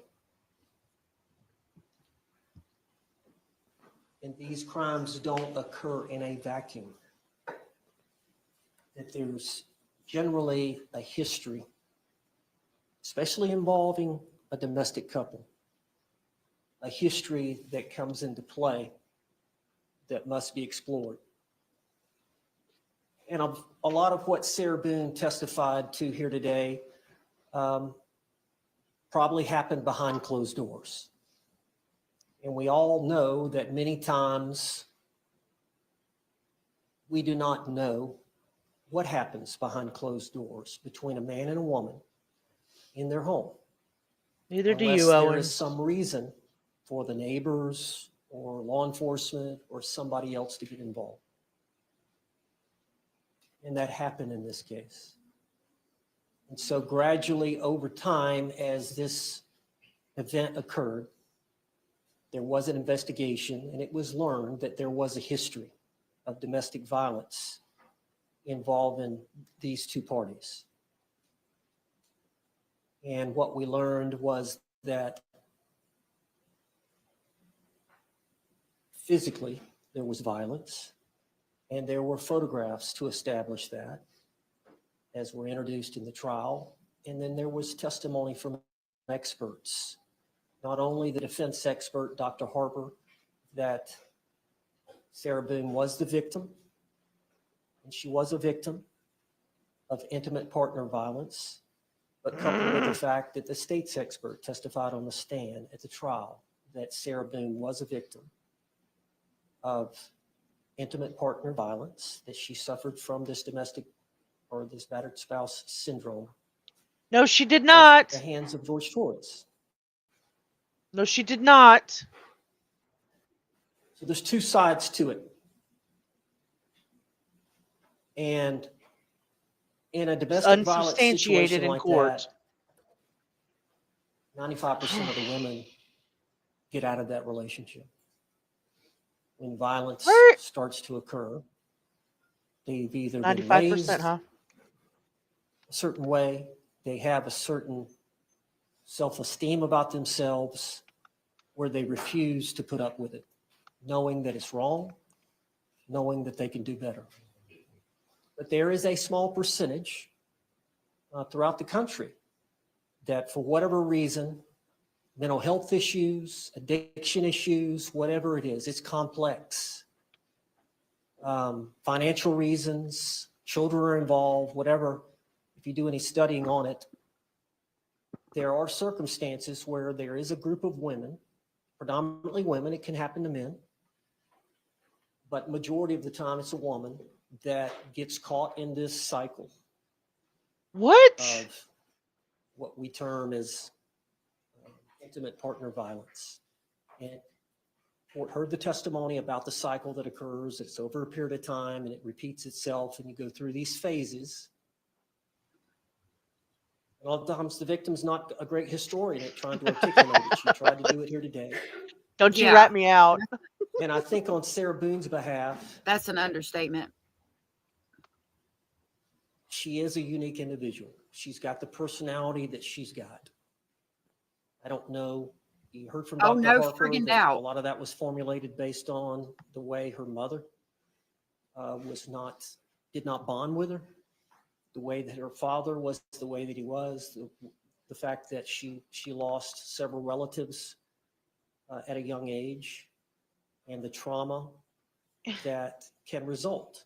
Because life You happened heard to from her. Dr. Harper that she Because did life suffer happens. from post-traumatic stress as it relates to that trauma in early childhood, and then again as it relates to the events that occurred between Mr. Torres and her. Agreed, So Jenny. it's complicated, Judge. I'm It's sorry you had to complicated. go through that. But the jury has spoken. Sarah Boone was entitled under Florida law to present that defense, and she did. That testimony was allowed to be presented. She was allowed to testify. But the jury spoke. And so here we are today with you in a position to decide what is justice for Sarah Boone. And I don't know you that much other than our time together, but You don't know him at from all. what I know you try to do the right thing. And that's what we're asking the court to do. To have some discernment, to have some understanding of the unique situation that Sarah Boone found herself in. And quite frankly, Judge, this all didn't occur behind closed doors. A lot of this was in the public eye. Mr. Torres had, I believe, 3 criminal cases before the courts of this county in which Sarah Boone was a victim. I'm trying not to Mr. talk so we Torres can hear everything. is the I just wanted accused. y'all to know that. Those cases were dismissed.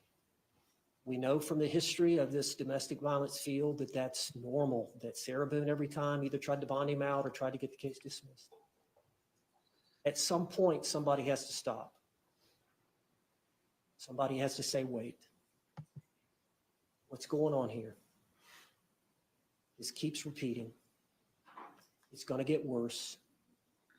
Something's going to happen. You're good, Sally. You're fine. The system failed, Sarah Boone. I'd ask for you to consider that. The circumstances surrounding that failure and what led us here today.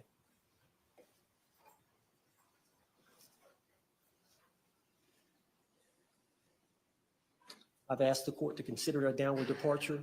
I believe you've gotten a copy of the score sheet.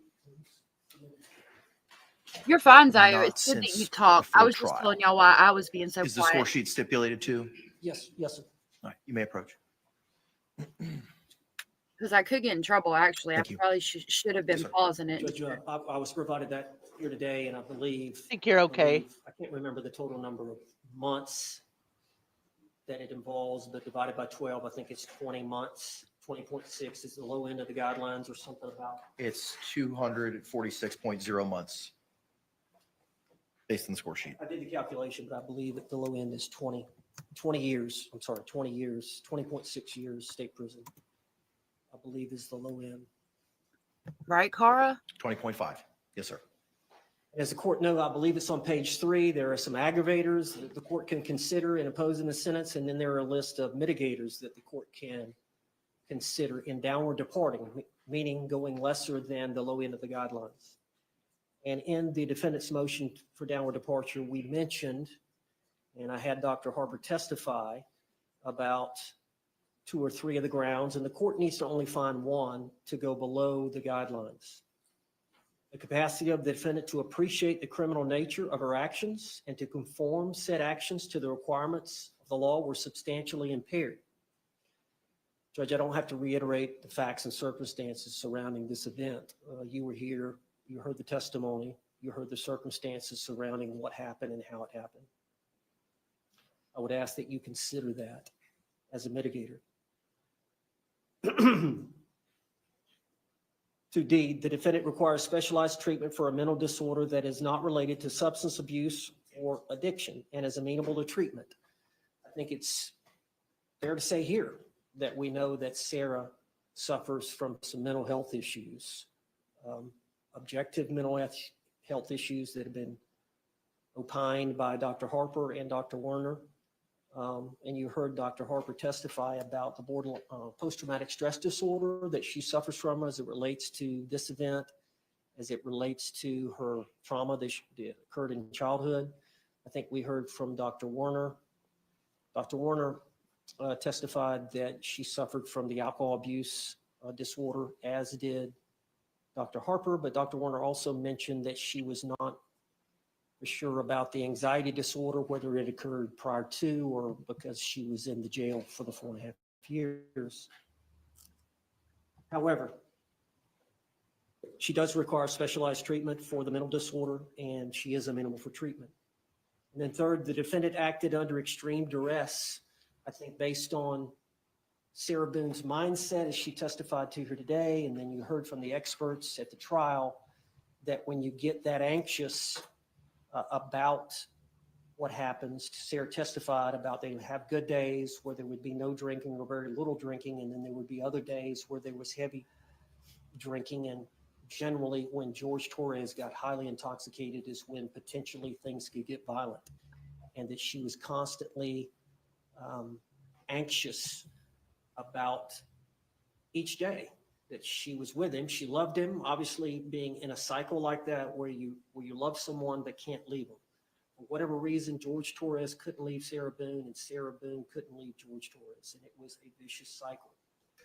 But we believe that she qualifies under that it was under extreme duress at the time of this event. Oh, bullshit.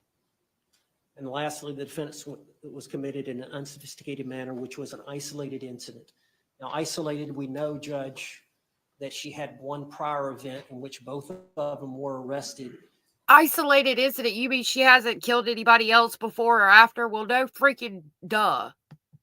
You heard her testimony that it was during an event. They ended up downstairs next to the washer and dryer, and that she was on the bottom, and she had used her hands to try to get him off, and she had tried to choke him, and there were some marks on him, and she was arrested for I think felony domestic violence battery, as well as he was arrested. I think a few days later, both of those charges were dismissed against either party. But she has no criminal conviction record. She has never been convicted of a crime other than that event. She was never caught. I think that can be Right. distinguished. So we believe that it was an unsophisticated manner. Obviously, the uniqueness of this event is unsophisticated.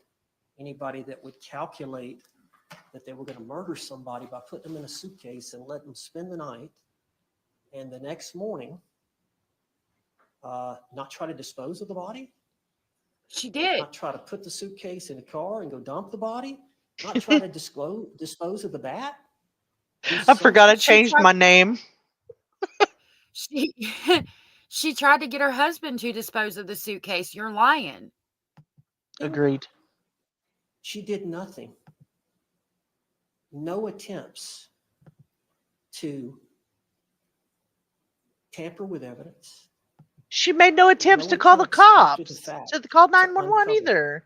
Any conduct Until after what whatsoever. o'clock No in the attempts to afternoon? delete Stop it. the videos from her phone. Here's my phone.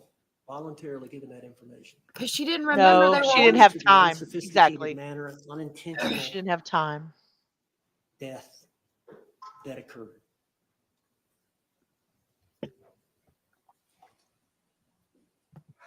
I remember the first time I saw the suitcase video.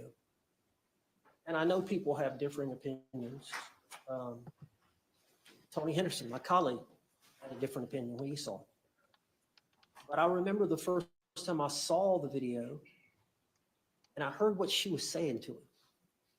When he was saying, "Hey, Sarah, let me out. I can't breathe."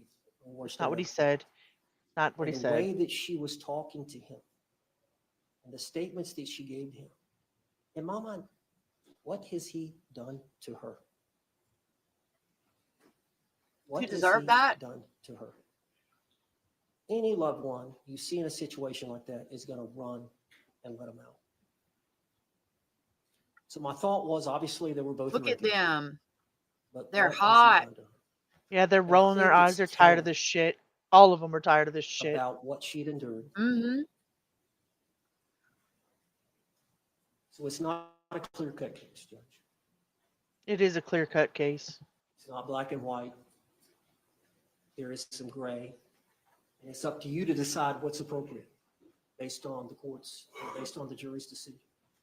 Look at the detective sitting there. But I would They're just ask like, you we're over to this temper after 5 whatever years. justice that you think is appropriate Yeah. with some mercy. And consider the fact that the state was willing to offer 15 years on a manslaughter as a lesser Well, included she didn't offense take it. based on the facts and Right. circumstances that they were aware of prior to this trial. Thank you. Thank you. Any rebuttal by the state? They're like, nope, she's done enough. I think we're good Court has on had this the side. opportunity yeah, to review sentence the this evidence hoe. and testimony that was presented at trial. Here we The go. victim impact statements presented here today. The statements of character witnesses, both orally and in writing. Dr. Harper's report and testimony. The defendant's testimony. Pre-sentencing investigation. The arguments of the state and the arguments of the defense. The court pronounces sentence as follows. Ms. Boone, court sentences you to life in the Thank Department God. of Corrections with credit time served that Madam Clerk will provide to you momentarily. There are also court costs and costs of prosecution, which Madam Clerk will give you the totals of momentarily. Due to the court levying a life sentence, the court is inclined to liquidate those to a civil judgment unless I hear opposition from the state. No opposition, Your Honor. All right. Madam Clerk, if you could please give us the credit time served and the court costs, please. 4 years, 9 months, and 8 days, and the court costs are $418, a state prosecution fee of $100, a jerk fee of $50, and a PD I'm So the total would be. Oh, mama. I feel so bad for her. All right, ma'am, the court costs and costs of prosecution are $618. I Those will did. be liquidated to a civil judgment. You will be given credit time served of 4 years, 9 months, and 8 days. You will have 30 days from today to appeal the judgment and sentence in writing. If you cannot afford an attorney, one will be provided to you. I'm going to have the courtroom deputy provide you the paperwork. Because you've been incarcerated for the last 58 some odd months, the court is going to declare that you are indigent in this matter. I cannot appoint the public defender to represent you as they are conflicted out. Similarly, I cannot appoint the regional conflict counsel to represent you for the same reasons. The clerk will appoint an attorney from the conflict wheel who specializes in appellate litigation. And again, you'll have 30 days from today to appeal that judgment and sentence in writing. Do you have any questions for me?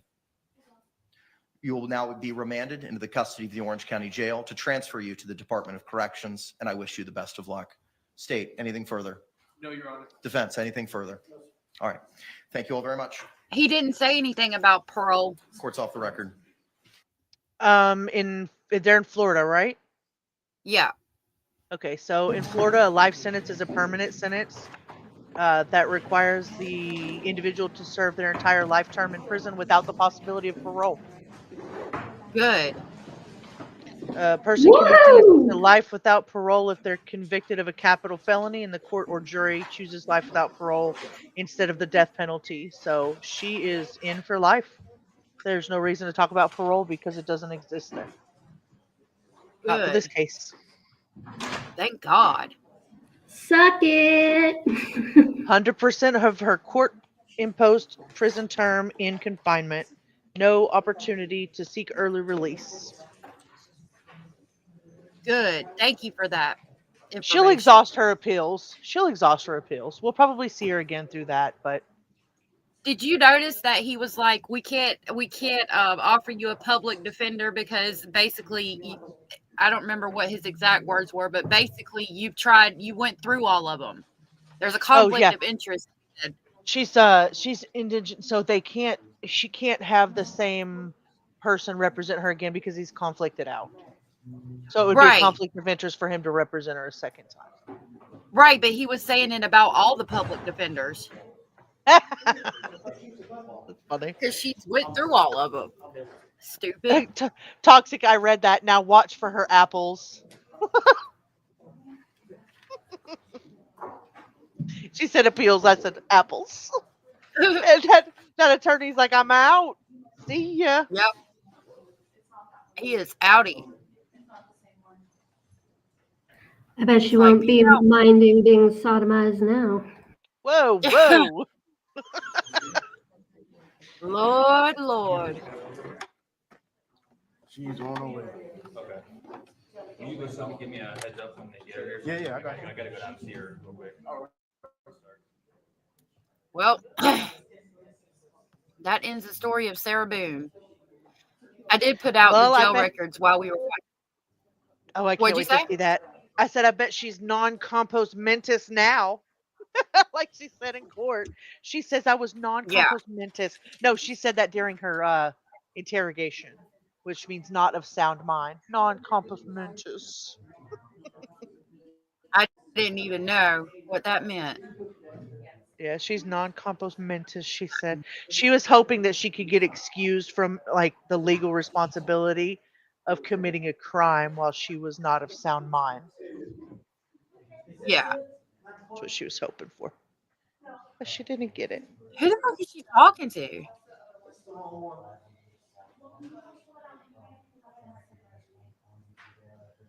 on. All you gotta do is sign. I'll help you. She don't want to get up and go back to jail. Oh, they've got to do her fingerprints before they... Do we know what the closest prison is to her? Like where they plan on sending her? Have we heard anything?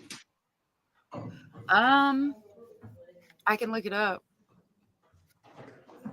Hold on, I can actually ask Google right now on my phone.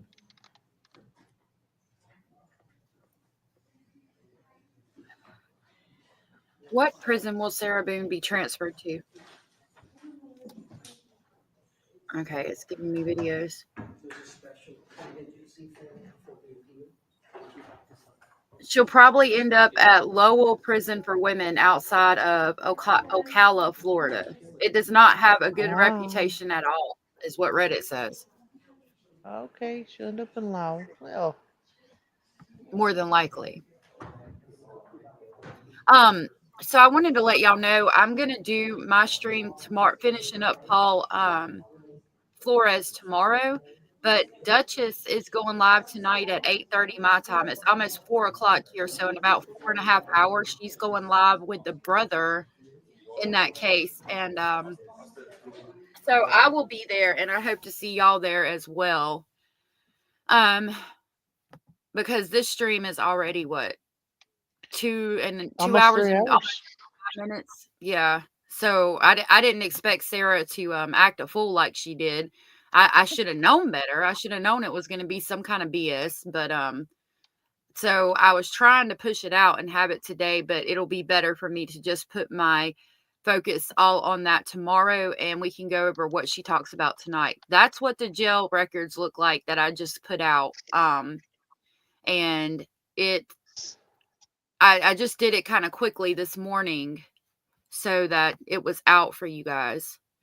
Oh, good. I do want to talk about this post I made last night and a video that we're going to go over in it about what's going on in the mountains. Right here is the poster for Paul Flores so that y'all can see that. And I'll read it again for you real quick. Oh, Shaboogies left. Shaboogies, I didn't mean to kick you off. She ran. I hope she's celebrating. She's out getting her a drink right now. Paul Flores from Chemult, Oregon. He's 40 and he's 5'2" and he weighs 210 pounds. He has full sleeves as far as tattoos, a Raiders insignia on his chest. He wears glasses. He has a history of head trauma. Paul was last seen on July 21st, 2024 near Chemult, Oregon, when he was traveling from California to Washington to live and work. Paul made contact with people via phone that he did not know where his vehicle was and seemed confused. Paul walked 30 to 60 minutes towards the highway, and he texted his niece that someone was giving him a ride from the Pilot fuel station in Chemult back to his vehicle.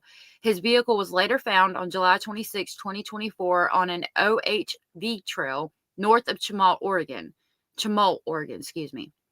There were no mechanical issues. Paul's money and personal items were found inside the vehicle. Paul was seen on video footage at the gas station talking to a man and a woman in a white van in the parking lot when a male in a white Camry with no tags pulled up. Paul walked with him to the Camry, got in the vehicle, and they drove away. Paul Flores has not been heard from or seen since. If you have any information, please call Klamath County Sheriff's Office at 541-883-5130, and it gives us the case number. Please do not call them with your thoughts, opinions, and speculations. You can discuss those here with us tomorrow.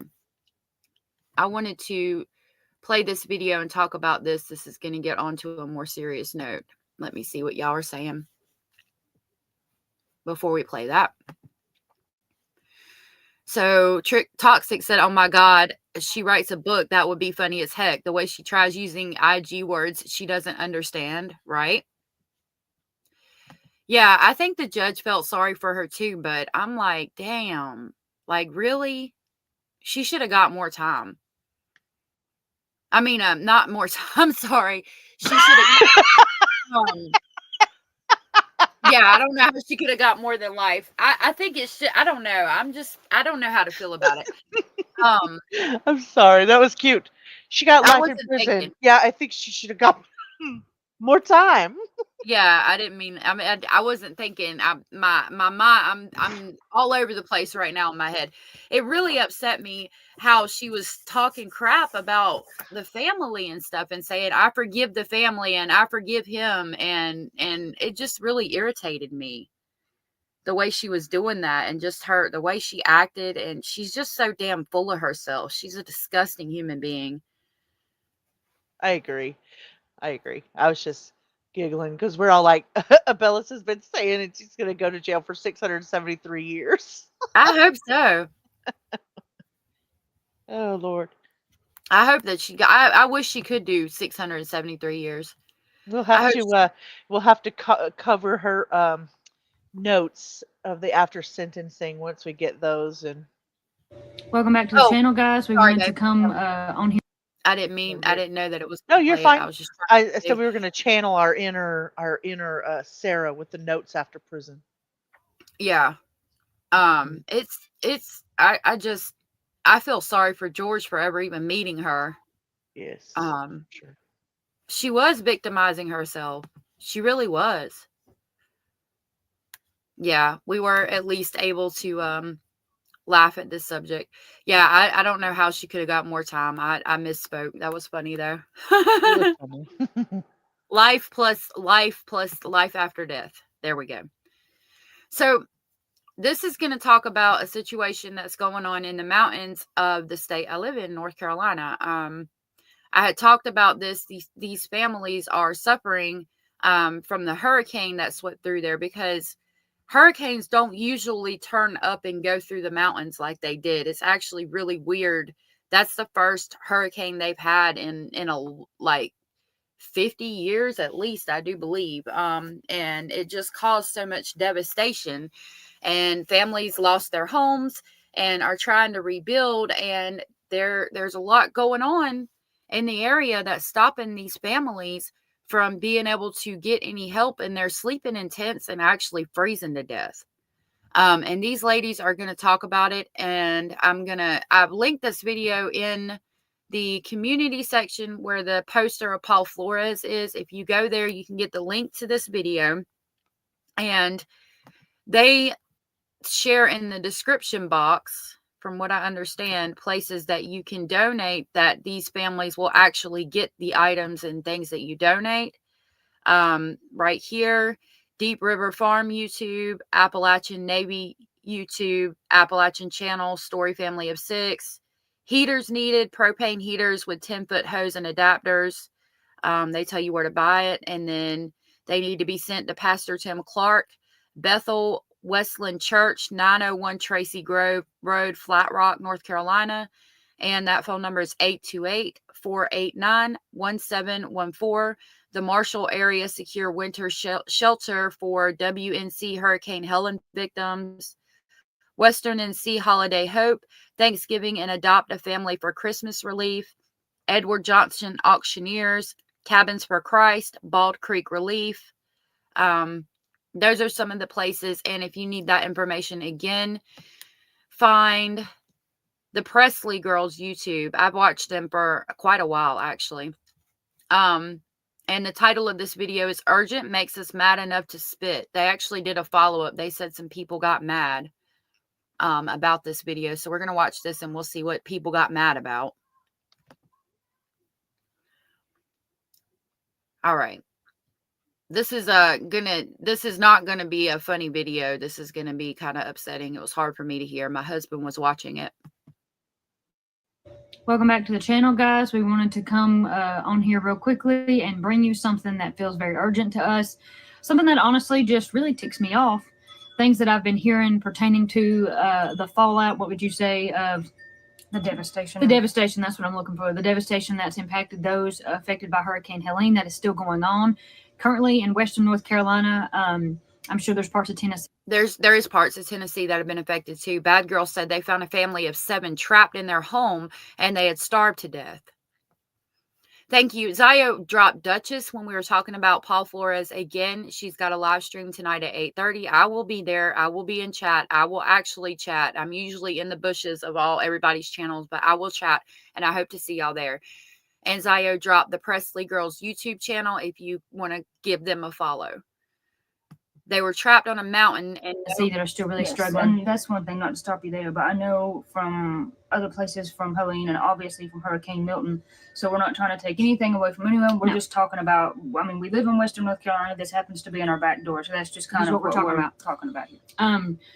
Of course, it's been very cold here in the mountains on and off. We've had a little bit of seasonable weather, but it's probably about to turn cold and stay cold because wintertime is coming, and these people are having a very hard time finding somewhere to reside, somewhere to stay.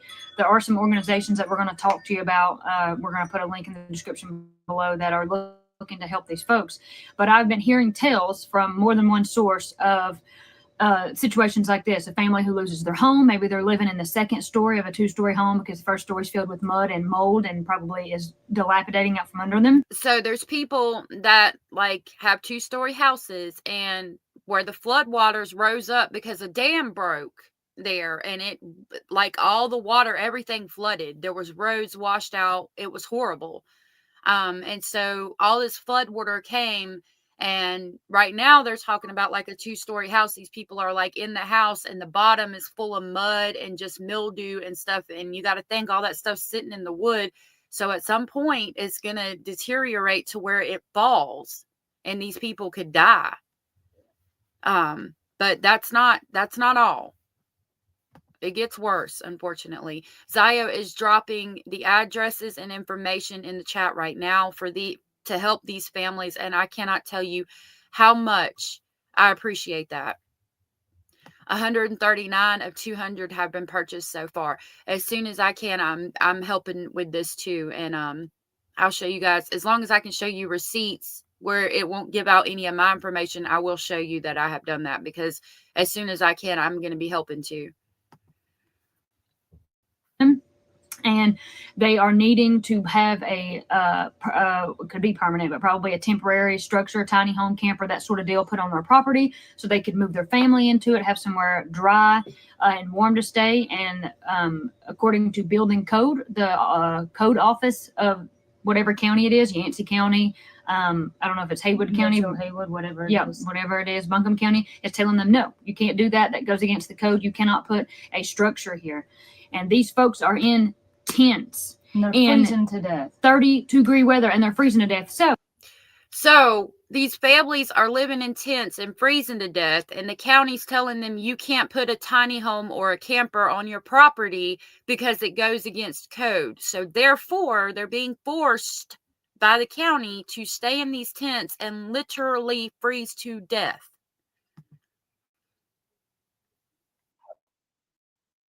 So this is not a bipartisan issue. This is not anything other than these people are in desperate dire need. emergency need of warmth. So I'm a big believer of where there's smoke, there's fire. So I'm not personally there on the ground, but if 1/10 of what I'm hearing is true, that's ridiculous. It's shameful. It's inexcusable. And whether you want to, I'm about to done here. Whatever you want to believe, it's very clear to me that the government and nobody else seems to be stepping in here. It is individuals helping other individuals, private citizens helping private citizens with their resources. So we are going to encourage you to do that, because no big brother, nobody's coming to save these people, and they are in need. So it's going to be up to us to provide their need. And that's why I wanted to share this information with you guys. From what I understand, there's already been an infant that has passed away due to this situation. Abellis, I don't know off the top of my head. It's a lot, because that hurricane came through and it tore up the mountains and part of Tennessee too. There's people there suffering too. Absolutely. And that's, I mean, you said it all. There's really nothing I need to say. That's why we wanted to make this video real quick. It honestly makes me mad enough to spit. I mean, it makes me mad enough to do more than that. It's maddening to think about. They're freezing to death. And when January rolls around and it's 30 degrees outside and you're in a tent and you have no clothes, or 30 degrees.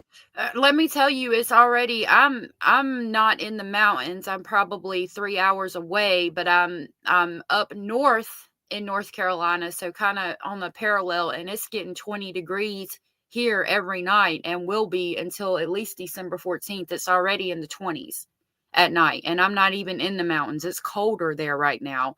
Like, it's weird, because it's usually not this cold. Like, it got this cold maybe 3 times last year in January, and maybe once in February, and that was it. We're in November and it's already down to 20. Like, it's weird. It has not been this cold at night in years here.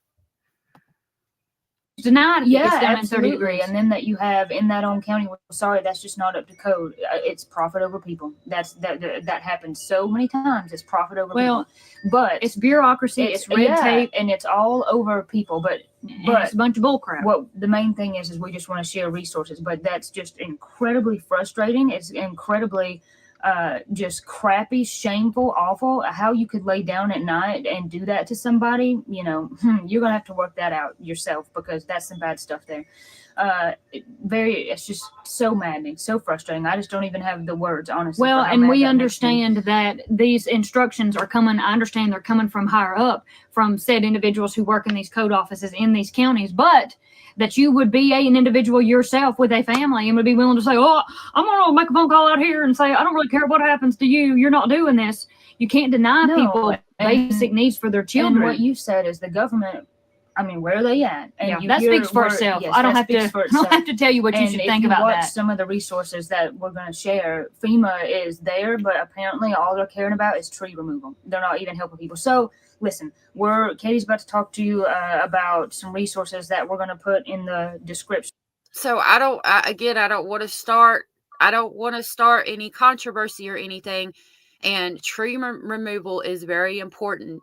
Okay. But I think like people staying in tents in freezing weather would be more important than tree removal, in my personal opinion. My objective with this video is to just show you how, because we need to come together as individuals and try to help. And I'm just trying to get this information out so that if you feel the need to give this season, since Christmas is coming, you have this option on your plate as well. I like I said, I will be doing what I can, and I will show receipts of that in a later stream when I have the money to help. I will be helping. And then we're going to get off there. We wanted this to be short and sweet. The whole point of this is to share these links, and if you have anything extra, help these people. But listen, if you don't, your prayers are everything. Yes, Your they prayers mean They are everything. working. So don't feel like you can't help. If all you do is pray, oh my gosh, that's huge. There's been multiple stories God is moving, God is working. There's no doubt. This is not a video to doubt the goodness of God or anything like that. So you share the resources, and then we're gonna pop off here. God is working through individuals, and that is how He is making channels for these people who are affected to get the relief and the help that they need. So those channels I want to talk to you about, one of them is Deep River Farm, something that he has shared. Again, have no fear. All these links will be down in the description, so you don't have to be like, Katie's going to talk really quick and I'm going to miss it all. No, you're not. That's going to be down here. This link, Deep River Farm. He is somebody that is working with the Bethel Wesleyan Church, a man named Pastor Tim, and they are boots on the ground. They're a very swift, efficient organization, and they are getting into some of these areas where these people are freezing. So they have an Amazon wish list. That is the easiest way to get things to them. And he's basically saying it's just Mayday. They're freezing to death. The most immediate need right now is heat, because these people are freezing to death. On their Amazon wish list, you're going to see a categorization of most needed. Yeah, you'll see something that says most wanted. And he also is doing the Santa Project, adopt a family. But listen, if you go and find, you're gonna find. Oh my God, Abellis.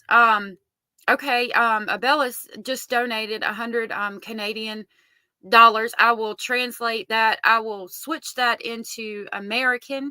And then as soon as I get paid this month, I will take it out of that and make sure that they get it. And I will give you a receipt or show you that I did that.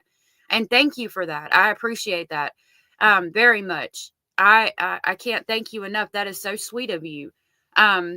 I should get paid on the 21st or the 22nd. So I will make sure that I take it out of that and donate it. And I will show you a receipt of that and then what I donate. No, it's not Abellis. I know. Thank you so much for that. And I will make sure to give that to them. I really appreciate you doing that, and they will too. And I will make sure that happens. I will show you, I will provide receipts to show you that happened. And I appreciate that. You doing that to help. I really do. That was so sweet of you. Thank you. to find this stuff if you look at any of his videos. But the biggest thing is that because these people are freezing. And that Amazon wish list has all those items. So that's going to be the link to his channel, and the link to that wish list will be down here in the description. There's been some other people doing some good stuff too. Of course, the Cajun Navy is still at it. Cabins for Christ, all that, some other things. We might not even, I'm sure we won't cover everything, but just we'll put it in browse the through there, give it a look. One thing we're going to put in there is I mentioned the Western North Carolina Adopt a Family Facebook page. That's there too. And there's the Burnsville kind of relief center at Bald Creek. Bald Creek is I believe that's a community center where they are staging to do the same thing for some of these people who are in desperate need of heat and other items as winter is coming on. But the hugest, biggest Mayday. Oh my goodness. Okay. Thank you guys. I will make sure to pass this on. Thank you. Thank you so much. I really appreciate that. I will send them an email tonight and let them know that I will be able to pass this stuff on by the 21st of December, if not before. And I will show you guys receipts for that. If you guys want to, I would advise you to go through their links and to do it that way. But I'll make sure that you have a receipt for everything that you guys have donated. And I really appreciate that. And like I said, I will show you guys that every cent that you give me goes to that. Thank you. Wow, that's a lot. I'm going to email them tonight and let them know that this happened today, and I will donate it as soon as I can. Thank you guys. That was super sweet of you. Thank you guys so much. And I know that they'll be appreciative as well. That was so sweet of you. Thank you. Day is the heat on this Amazon wish list. I know he also, if you want to make monetary contributions, I know he gives an address. So Yeah, you could also send money to continue to fund the operation. And definitely, if you look there, and then on John Ward, that's his name, the Appalachian channel. That's gonna be his channel's gonna be a he link talks here. about a man named Jake, and this man Jake, his excavating machine is actually in the shop, so he's been renting a machine this whole time. But he's cutting roads in there for people because the isolation, because of the damage to the land from the hurricane. And so there's a GoFundMe for him, and you know, there's a real heartwarming video about that that we're going to share. We're going to share Mom's channel. You know, obviously, a lot of our viewers will know about that, but on her lives every Monday, she did one this morning. She's been sharing all kinds of information. We're going to leave in. And I mean, bad girl, I knew that you meant North Carolina. You're good. Goodness, Abellas. Thank you. Thank you so much. I really appreciate that.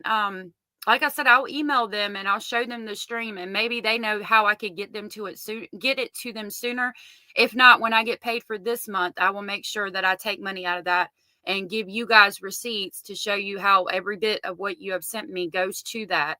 And I will be donating myself. Thank you. Y'all are so sweet. Thank you. That's amazing how you guys were able to come together and do that for them. I really appreciate that. Thank you. That's so nice of you. Thank you. Info for that. New updated information. Yep. And so we're going to leave all of that information. And I mean, it's terrible. I mean, it's, you know, we think about it a lot, and it feels, you know, feels like it's right in our back door. And you hear about the things, and you hear about the things with the babies, and you know, I mean, we've heard that one baby died because it froze to death, and you know, that part is hard to hear. There was a baby that froze in these tents, and because of codes and regulation, they won't let them put a camper out there. I mean, my God.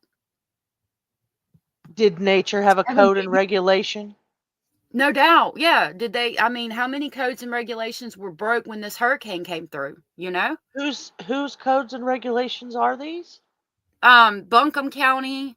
I'm thinking of counties up there. Probably Catawba.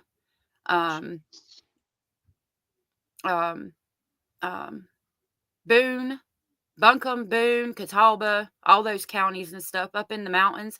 They all sound just like her, don't they, Robert? They all sound just like, allegedly. I think it's the cutest accent. Oh, really? Oh, thank you. Oh, bad girl. Oh my goodness, Sarah, I was going to tell you that if you could just pray for them, that helps so much. Thank you, bad girl. That was so sweet. My goodness, y'all are really being awesome and amazing today. Thank you. I'm going to send them a copy of this stream and see if they have any idea of how I can get it to them any sooner. And if not, I will let them know that as soon as I get paid, I will take it out of that and give it to them. And then I'll give you guys receipts. Thank you. That is so freaking sweet. You guys are the best. Thank you.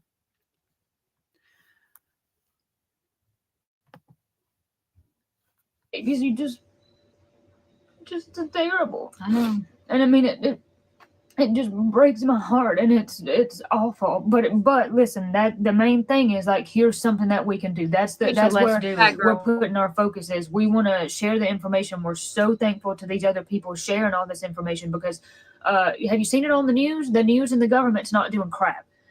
So it's regular individual people, and like I said, there is no big brother relief. There's nobody. There's nothing like that coming. There's nobody that has reached out. No arm of the government has reached out to say, let's do something. This is let's declare a state of emergency and let's get something done here. And the sources, none of that's happening. The sources, because I know, look, there's a lot of controversy with that. Yes, they are. No, they're not. But the sources that were Robert, that's a good question. I don't know. I don't know about. They're asking for. I was going to say they're asking for the propane heaters because a lot of them don't have electricity and running water right now. Okay. From what I can see, from what I'm reading, and that's what it says is that these right here, the heaters that are needed are for propane heaters that have 10-foot hoses and adapters to them, so that they're not burning down people's, whatever is left of their homes and their spaces. Right. We do have such a beautiful community, Sarah. Thank you. You guys are the best. Thank you. They will be so happy. I can't wait to send this to them and show them and see if there's a way for me to get it to them any sooner.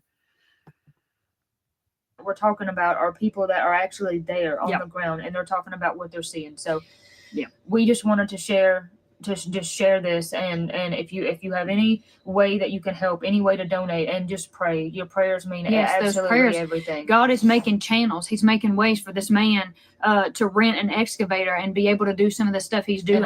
He's just one of many of doing all these things.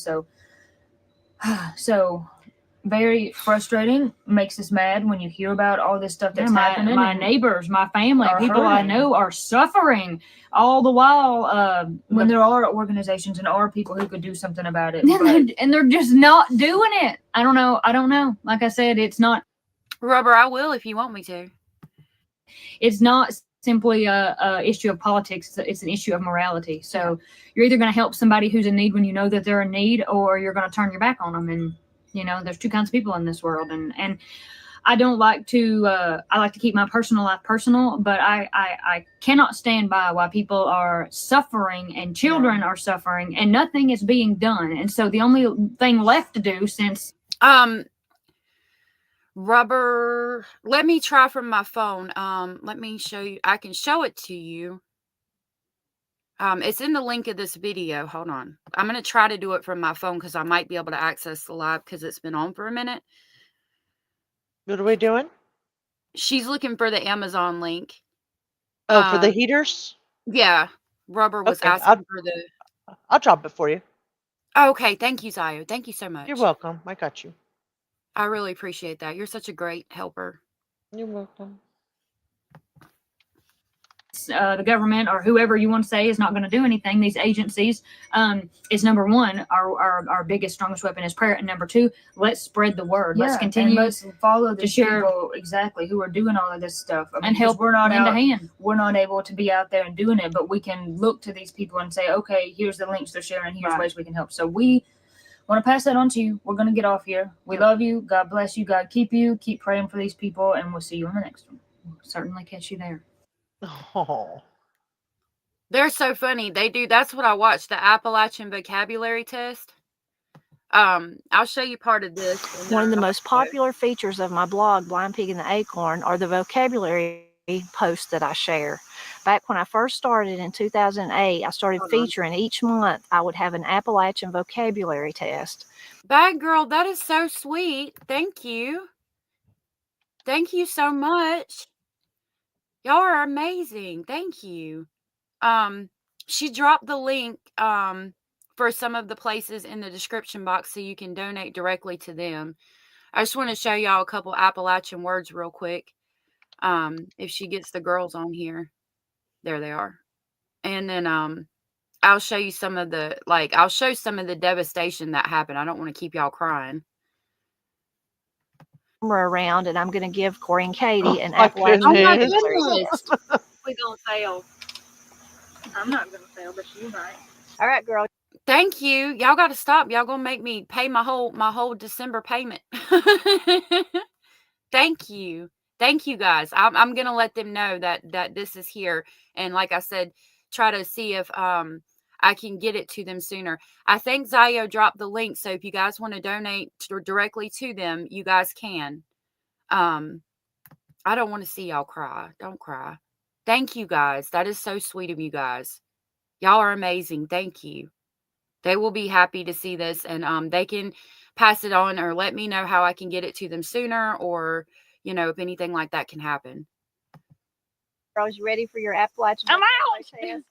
I don't know. What if we fail this? This would look really bad if we fail this. I know. I'm just joking. I'm ready. If you fail, you must clean off the garden and plant the turnips. I'm not gonna. I'm not gonna fail this. My kids in the garden, if they would get in trouble, I would make them pull weeds. Cut the grass with scissors. That spider over Yeah, with some nail clippers. Right? there might get me. I do see. I was kind of watching him. Make it go away, KP. It'll get over here. I don't like it. It's one of the scary ones. Get a stick. Hold on then. Husband, you was in Carolina. You know these Appalachian words? I don't know yet. They ain't said any You yet. don't even see it. Okay, you didn't get it. I wanted to show y'all a couple Appalachian words real quick. He just it's swinging a spider there. in a spider web. I see his web right over there. Now don't hit. What was that? Got him. Okay, now that the spider has been taken care of, let's start with the first one, back set. Can you use it in a sentence? No, then I'll tell you what it whatever. Okay. To me, that means something like this. Setback. Yeah. It's a setback. It is. That's what I was going to say. Back set. I was trying to mow the yard, but the lawnmower quit and back set me. No, I don't think it's that. I think back set must refer to like the position of something. So a back set is if I'm sick and I have a cold and it takes me 2 or 3 weeks to get over it, and then I get over it and I think that's good, I'm all better, and then all of a sudden I'm starting to feel bad again, I've took a back set. Well, yeah, that's kind of like what I said, setback. Yeah, it's kind of the same thing. But my kids were sick, and I think they're getting sick again, so they took a back set. Oh my goodness, Abellis. Thank you. Thank you so much. Like I said, yeah, I'm gonna make sure that y'all better stop. Y'all gonna make me cry. I'm gonna make sure that they get it as soon as I can. Thank you. That's so sweet of you. You guys, I'm so thankful that you guys are so giving and kind to these people that are suffering so much. That is so sweet of you guys. I really appreciate you guys doing that for the people in this community that are suffering. Oh my goodness. Y'all. That is so sweet. Thank you guys. Oh my goodness. I gotta play this video. Hold on. But literally the words are just I don't reversed. think you got that one. Okay, do you know what bait? Y'all. That is so sweet. Thank you. Thank you guys. Thank you. I know they're gonna be so happy. Y'all got to stop. Y'all got to stop. Y'all got to donate through the Amazon link. Don't send no more money. Y'all are so sweet. Y'all are so sweet. I'm gonna get this over to them as soon as we here in just a minute. We believe you. We know you will. We believe you. For everything that you guys donate when it comes through, she'll make sure it gets up there. I know you will. They know you will. That's why they're doing it. And I mean, that's amazing. $550 is such. Now, of course, YouTube does take its little piece of the pie or whatever, but whatever's left over will go straight in that bucket. And these people are going to be so happy. No, so I'm gonna so I think this payment would be in January. So Mhm. what I'm going to do is as soon as I get paid for December and I have that much money, I'm going to take all of that and put it towards this and give you guys your receipts for everything. And then I'll add some of my own to it as well. And then I will in January, then when this money gets paid, it'll replace my December paycheck. So that's what I'm going to do. And I'm going to put the whole amount. Like everything that y'all have put here, I'm going to put all of that with it. I'm not worried about what YouTube takes. I'll make sure that all of it goes to them. Because I don't want to wait till January, so I'm just going to take it out of what I earn for December. And then if I have to add a little bit of, money from that, I'm going to add a little bit of what I can from my household to it. And then, in January, it'll replace what I got paid for December. So, and I'm going to give y'all receipts, and I'm not worried about what YouTube takes. I'll cover that. My goodness, y'all are so sweet. Thank you guys. They're going to be so happy about this. I want to get it to them sooner. If they know of a way I can get it, like if I could get it to you sooner, if there's some kind of way I can put it in that it's like for a donation and YouTube can send it over to them directly, I'm going to try to do that. If not, it'll be the 21st, which is, I'm looking at my calendar. I think about two or 3 weeks away.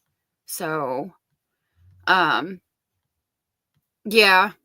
I should use Venmo or Cash App, but part of my YouTube chat, sorry, I'm a little choked up. Aw. Part of my my thing about my YouTube channel is that I don't ever want to drop a Venmo, Cash App, or PayPal. But maybe I can make something up for donations if we ever have a situation like this or something and we need to do that. So we'll figure out something. I'm going to email them right after this stream and get with them and see if they have any ideas, or if the people like the pastor at the church or somebody like that knows of anything that we could do.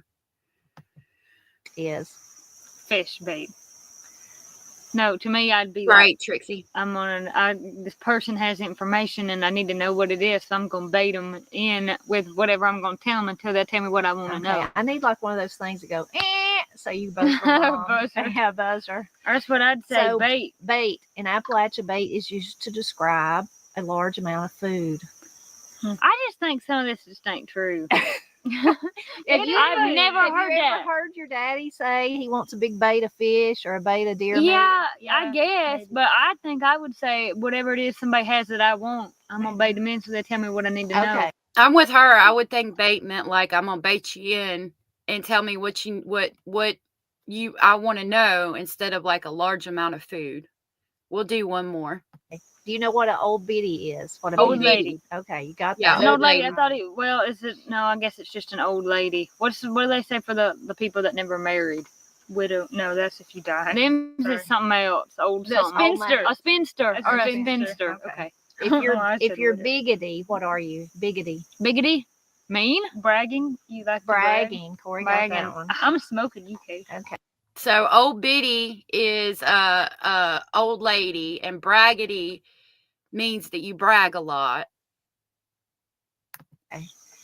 What if you use what does it mean if someone blows in Appalachia? It means they're talking big about stuff that they do. You suck. me- I win. You don't let me have a word All in right, the let turn ups Katie by answer. yourself. Katie can answer this one. What does bumfuzzle mean? Bumfuzzled means that you can't figure something out, that you're confused. Right. That was the easy one. Your whole life is like that going on. All right. So I thought y'all might like that bumfuzzled. That's me. Few words. Those words, the Appalachian vocabulary test. I hadn't realized I hadn't subscribed to them. I think that's funny. I love it. I live bumfuzzled. I'm not trying to make y'all upset again, but I wanted to show y'all where this road washed out. I was like, oh my God. During this hurricane. It's probably going to show me a bunch of stuff. I can't play in 60 minutes. There's some of this stuff. Hold on.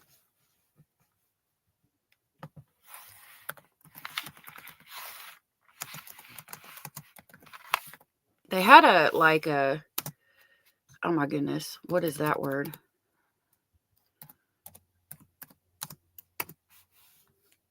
They had a video I saw where it shows it taking the road.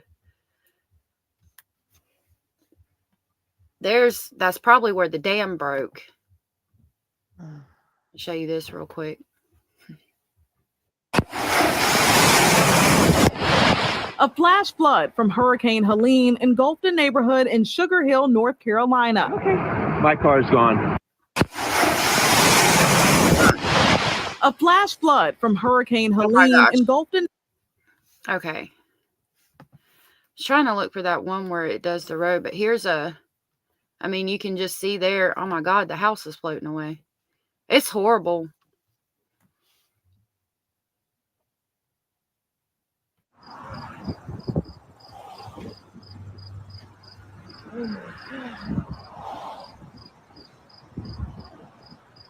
And that's a road right there.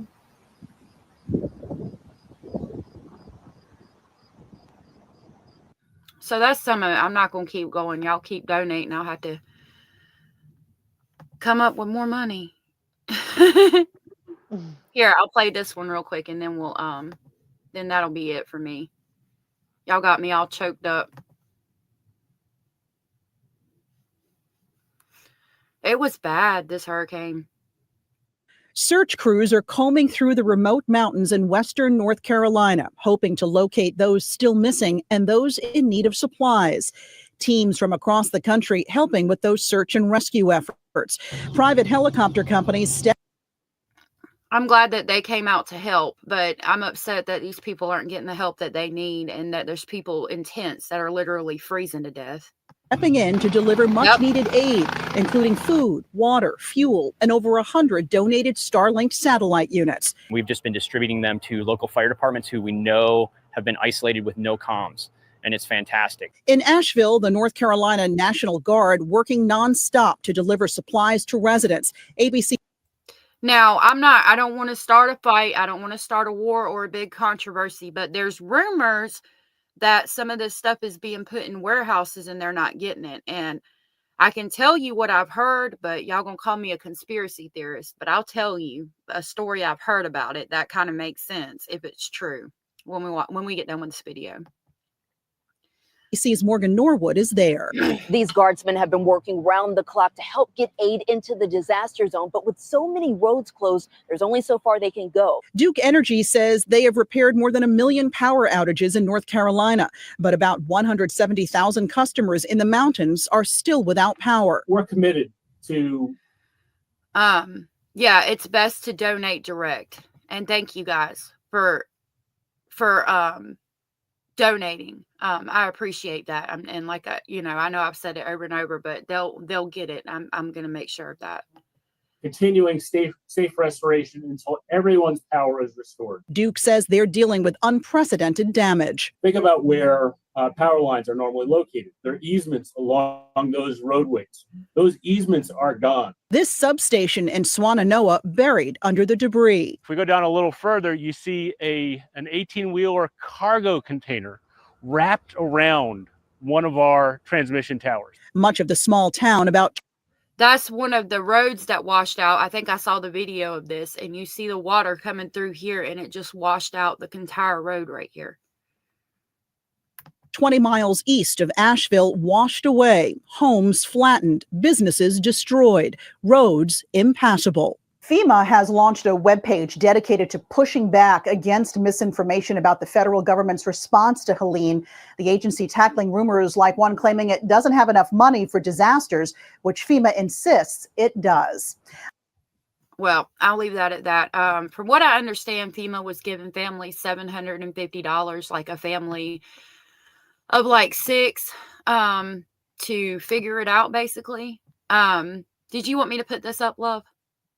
I just wanted you to play something funny before we left. Okay, I'll play that in just a second. I've heard You're that. fine. So, I mean, I'm not trying. I don't want y'all to think I'm a conspiracy theorist, okay? But I've heard somebody state this. there are lithium mines in Browns Mountain, North Carolina, which is in that area. And the government had been trying to buy Browns Mountain, but the townspeople won't sell their land. They won't give their land up so that the government can have this lithium mine to mine the lithium out of the mountain, because they need the lithium for like the batteries for electric cars and things like that. And evidently it's like the mother lode of lithium. Okay. And right after I heard that, it wasn't like a week later, the hurricane went through the mountains and right through that area. And hurricanes don't cut up and go through the mountains like that. And the area it went, ironically, is the area that the government is trying to get the lithium from. So, oh my God, Hello Kitty. Thank you. Thank you so much. I'll make sure that they get that. I know I've said that, but thank you. And like I said, I'll make sure they get all of this. And there's ways to donate if you go. Zaya's dropped it in the chat. Y'all got me stuttering. Got me choked up again. There's ways to donate. She's dropped the ways to donate in the chat. And if you go to the videos, the girls talking that I was playing, there's links there as well. So back to, thank you, Hello Kitty. I really appreciate that. So anyway, so what I've heard is basically the hurricane went right through where they're trying to get the lithium out of this mountain. And then okay, I don't want to upset anybody, but it's being rumored that basically the government wants to starve them out. They want to make it to where they can't live there anymore. Therefore, they could have the lithium in this mountain and mine it. And supposedly, like, they're not giving people supplies so that they have to leave.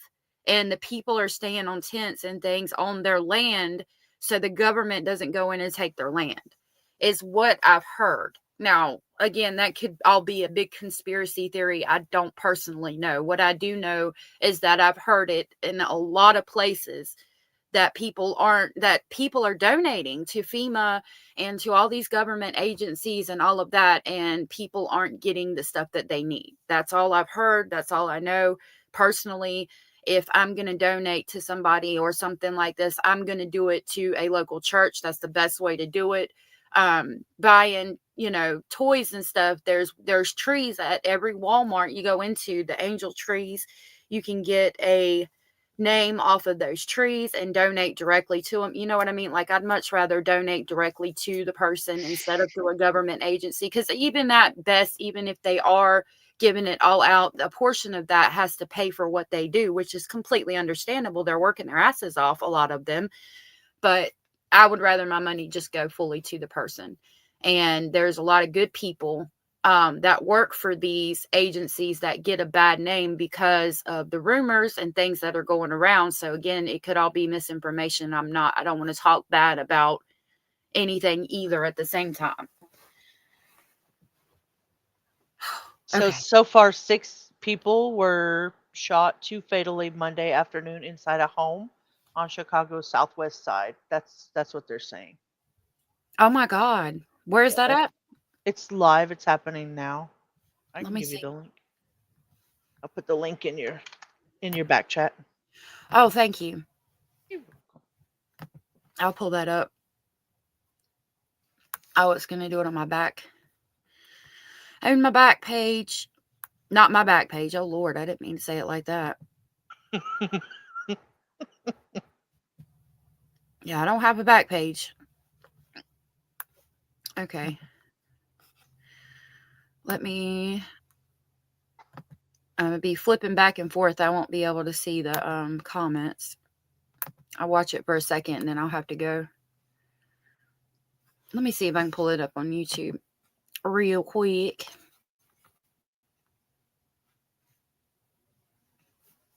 Because mine, when I do it on this, it doesn't like to load. Uh-oh.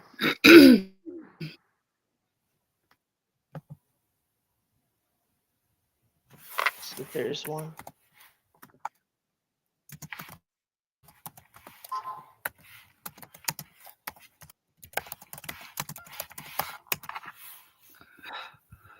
Oh, there it is. Did you find Oh it? my goodness. It's not wanting to load. I closed out of that one. Hold on. I'm trying to pull it up. Oh, there you go. Thank you. I was trying to pull it up on YouTube. I forget you work on that. Easy. No, I don't want you to Chromebook, get no yeah. 9.3 earthquake. Ooh, that's scary sounding. Who's getting an earthquake? We don't want them to get one Okay. anywhere. No, we don't. All right, so it doesn't have any volume Yeah, it's light. This that is I can raw, tell. so Okay. Man, so you said there was let me go how back to many that. did you What say? I pulled up. Let me go pull that up. Okay, it says 6 people were shot. 2 of them were fatally shot Monday afternoon inside a home on Chicago's southwest side. CFD, or I guess the Chicago Fire Department, was called to the scene just after 2:10 p.m. for multiple people shot. 6 people were shot. 2 were pronounced dead when emergency crews arrived. 3 people are in serious to critical condition. 2 were taken to Advocate Christ Medical Center and 1 to University of Chicago Medical Center. Officials did not provide any other information about the victims, and it was not immediately clear what led up to this shooting. Chopper 7 is over the scene. There's a massive emergency response in the area. Roads appear to be blocked off. They're expected to give an update later today. Oh my God. This is awful. Bellis, if a hurricane hit Love, I would come up there and help you. I would come up to your house and help you clean up personally. I was talking to my landlord. They're from Canada. And I was telling them about you. I said, my friend on my YouTube channel, Bellis, is from Canada, and she talks about it all the time. And she said, my friend from Canada, when I went to the craft fair, she was with me. She's the one who painted my face. And we were standing in the breezeway of the building. So like, it was like kind of like a restaurant. So it was like you know how you have the front doors that you walk in, and then there will be another set of doors that you walk into, like a restaurant type area. It was like an overflow restaurant area that we had this craft fair in. And we were in the section in between the doors to outside and the doors to like the little restaurant looking area. And I was freezing the whole time. And she was like, I'm over here about to sweat. And I was like, yeah, I wouldn't make it in Canada. All of us, like from North Carolina, everybody was like, oh my God, it's so cold. And she was like, I'm about to sweat to death.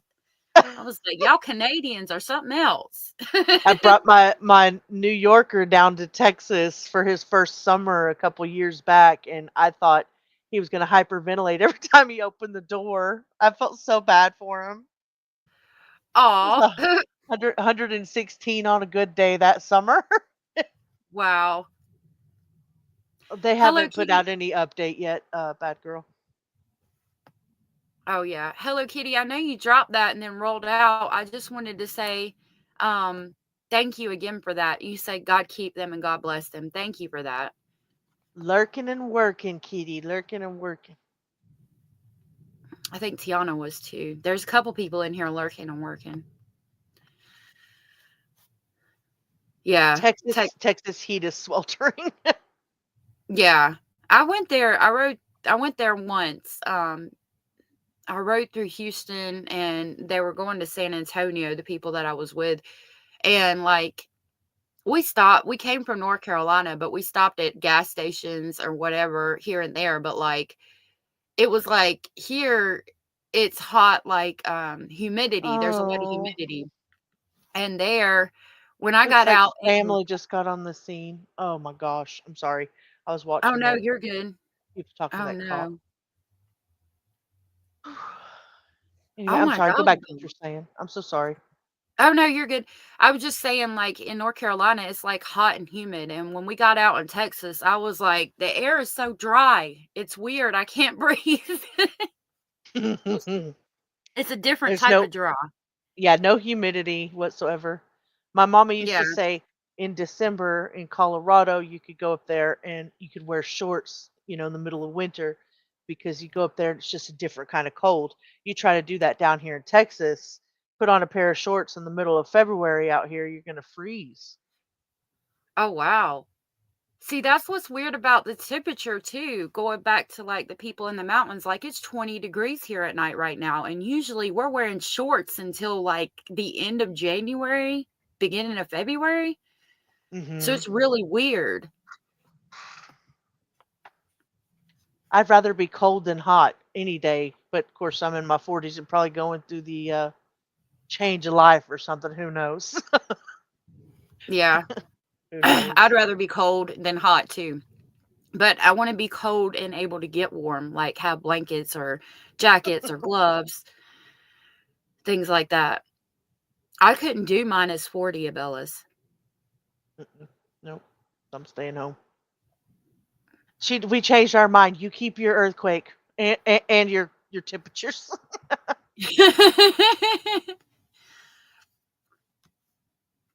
No snot nose. Yeah, it does.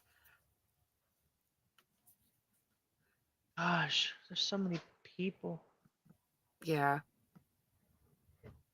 If I can read any update. Okay, yeah, I'll have to go soon. It's almost 5 o'clock. I gotta make dinner. What are we having? Probably burgers and fries, but we don't eat out, so I'll make them myself. Yeah, I'm making tacos. We had taco salad last night because it was quick. Again? Yeah, it was Yum. good. I had to go to the store and it was quick and easy to make that, and so we had it last night. We like taco salad. The kids love it. Heck yeah. Hello Kitty said, Let's see. snow on the ground in my yard here in the mountains of Utah. I think it's pretty out there in Utah too. I want to go. I tumble rocks a lot, so I'm like really into rocks. I want to go rock hunting there. You make this city girl sound so lazy. Like she's out tumbling rocks, hunting mushrooms, tipping cows, all that stuff. And here I am, like, yeah, what is your life? I have parasocial relationships on YouTube. This is what I do for a living. I got to get more focused on my channel. I've got so many videos I need to get out. I can't wait to see all of them. Okay, it looks like it says shooting occurred near the intersection of West 59th Street and South St. Louis Avenue in the Gage Park neighborhood. Although the police would not confirm how many people were shot to this point, it seems like we've got that now. Police scanner traffic and multiple reports suggest at least 6 were wounded, and the circumstances of the shootings are still not being released. So there we go. Okay, play my happy outro so I can leave you alone. I got some witty things to say about the Sarah Boone, but you already done trifled onto 14 other subjects. I was gonna say justice finally zipped itself. I'm sorry, into the Sarah Boone case. You're good. I'm gonna play your outro and then we'll do our dance song. And yeah, I'm gonna go for today too. I've got to figure out. I gotta get with those girls and figure out what we can do with all of you guys' love that you sent through the chat today. Thank you guys. All right, Stay so curious and compassionate. I'm really, really grateful for you, allegedly. Thank you so much for allowing me up and allowing me to spend time with your speculating family. Yeah, you are part of the speculating family. Thank you for coming up. Don't squish the basil. You have the right to remain silent. Anything you say can be used against you in the court of law. You have the right to talk to a lawyer and have the present with you while you're being questioned. If you cannot afford to hire a lawyer, one will be appointed to represent you before any questionings if you wish. All right. You good, dude? That is so funny. Zio plays that a lot. Have a good day, y'all. Thank you. Thank you for coming up, love. I appreciate it. Bye. Bye. I will the basil Abellis. I will give him lots of love and kisses. He's over here asleep. He's laying out on the bed on his side asleep. He's so cute. Well, I love y'all too. Y'all are so amazing.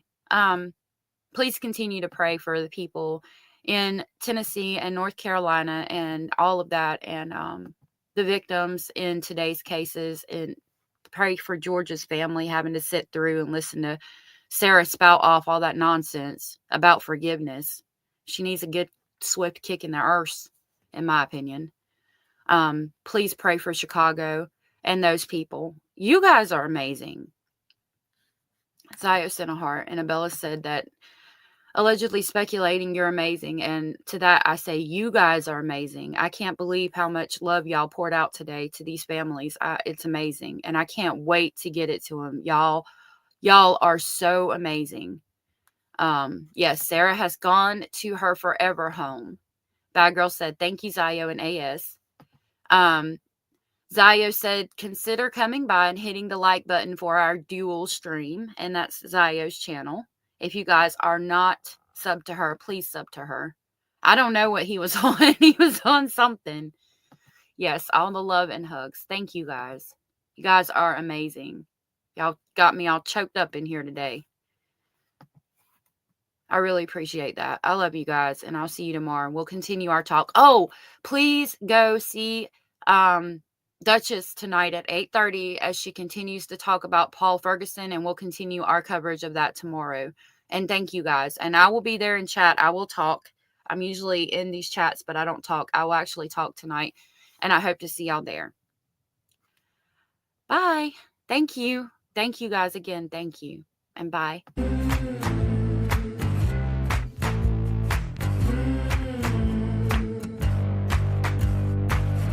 Listen up, I gotta tell you, there is something you should know.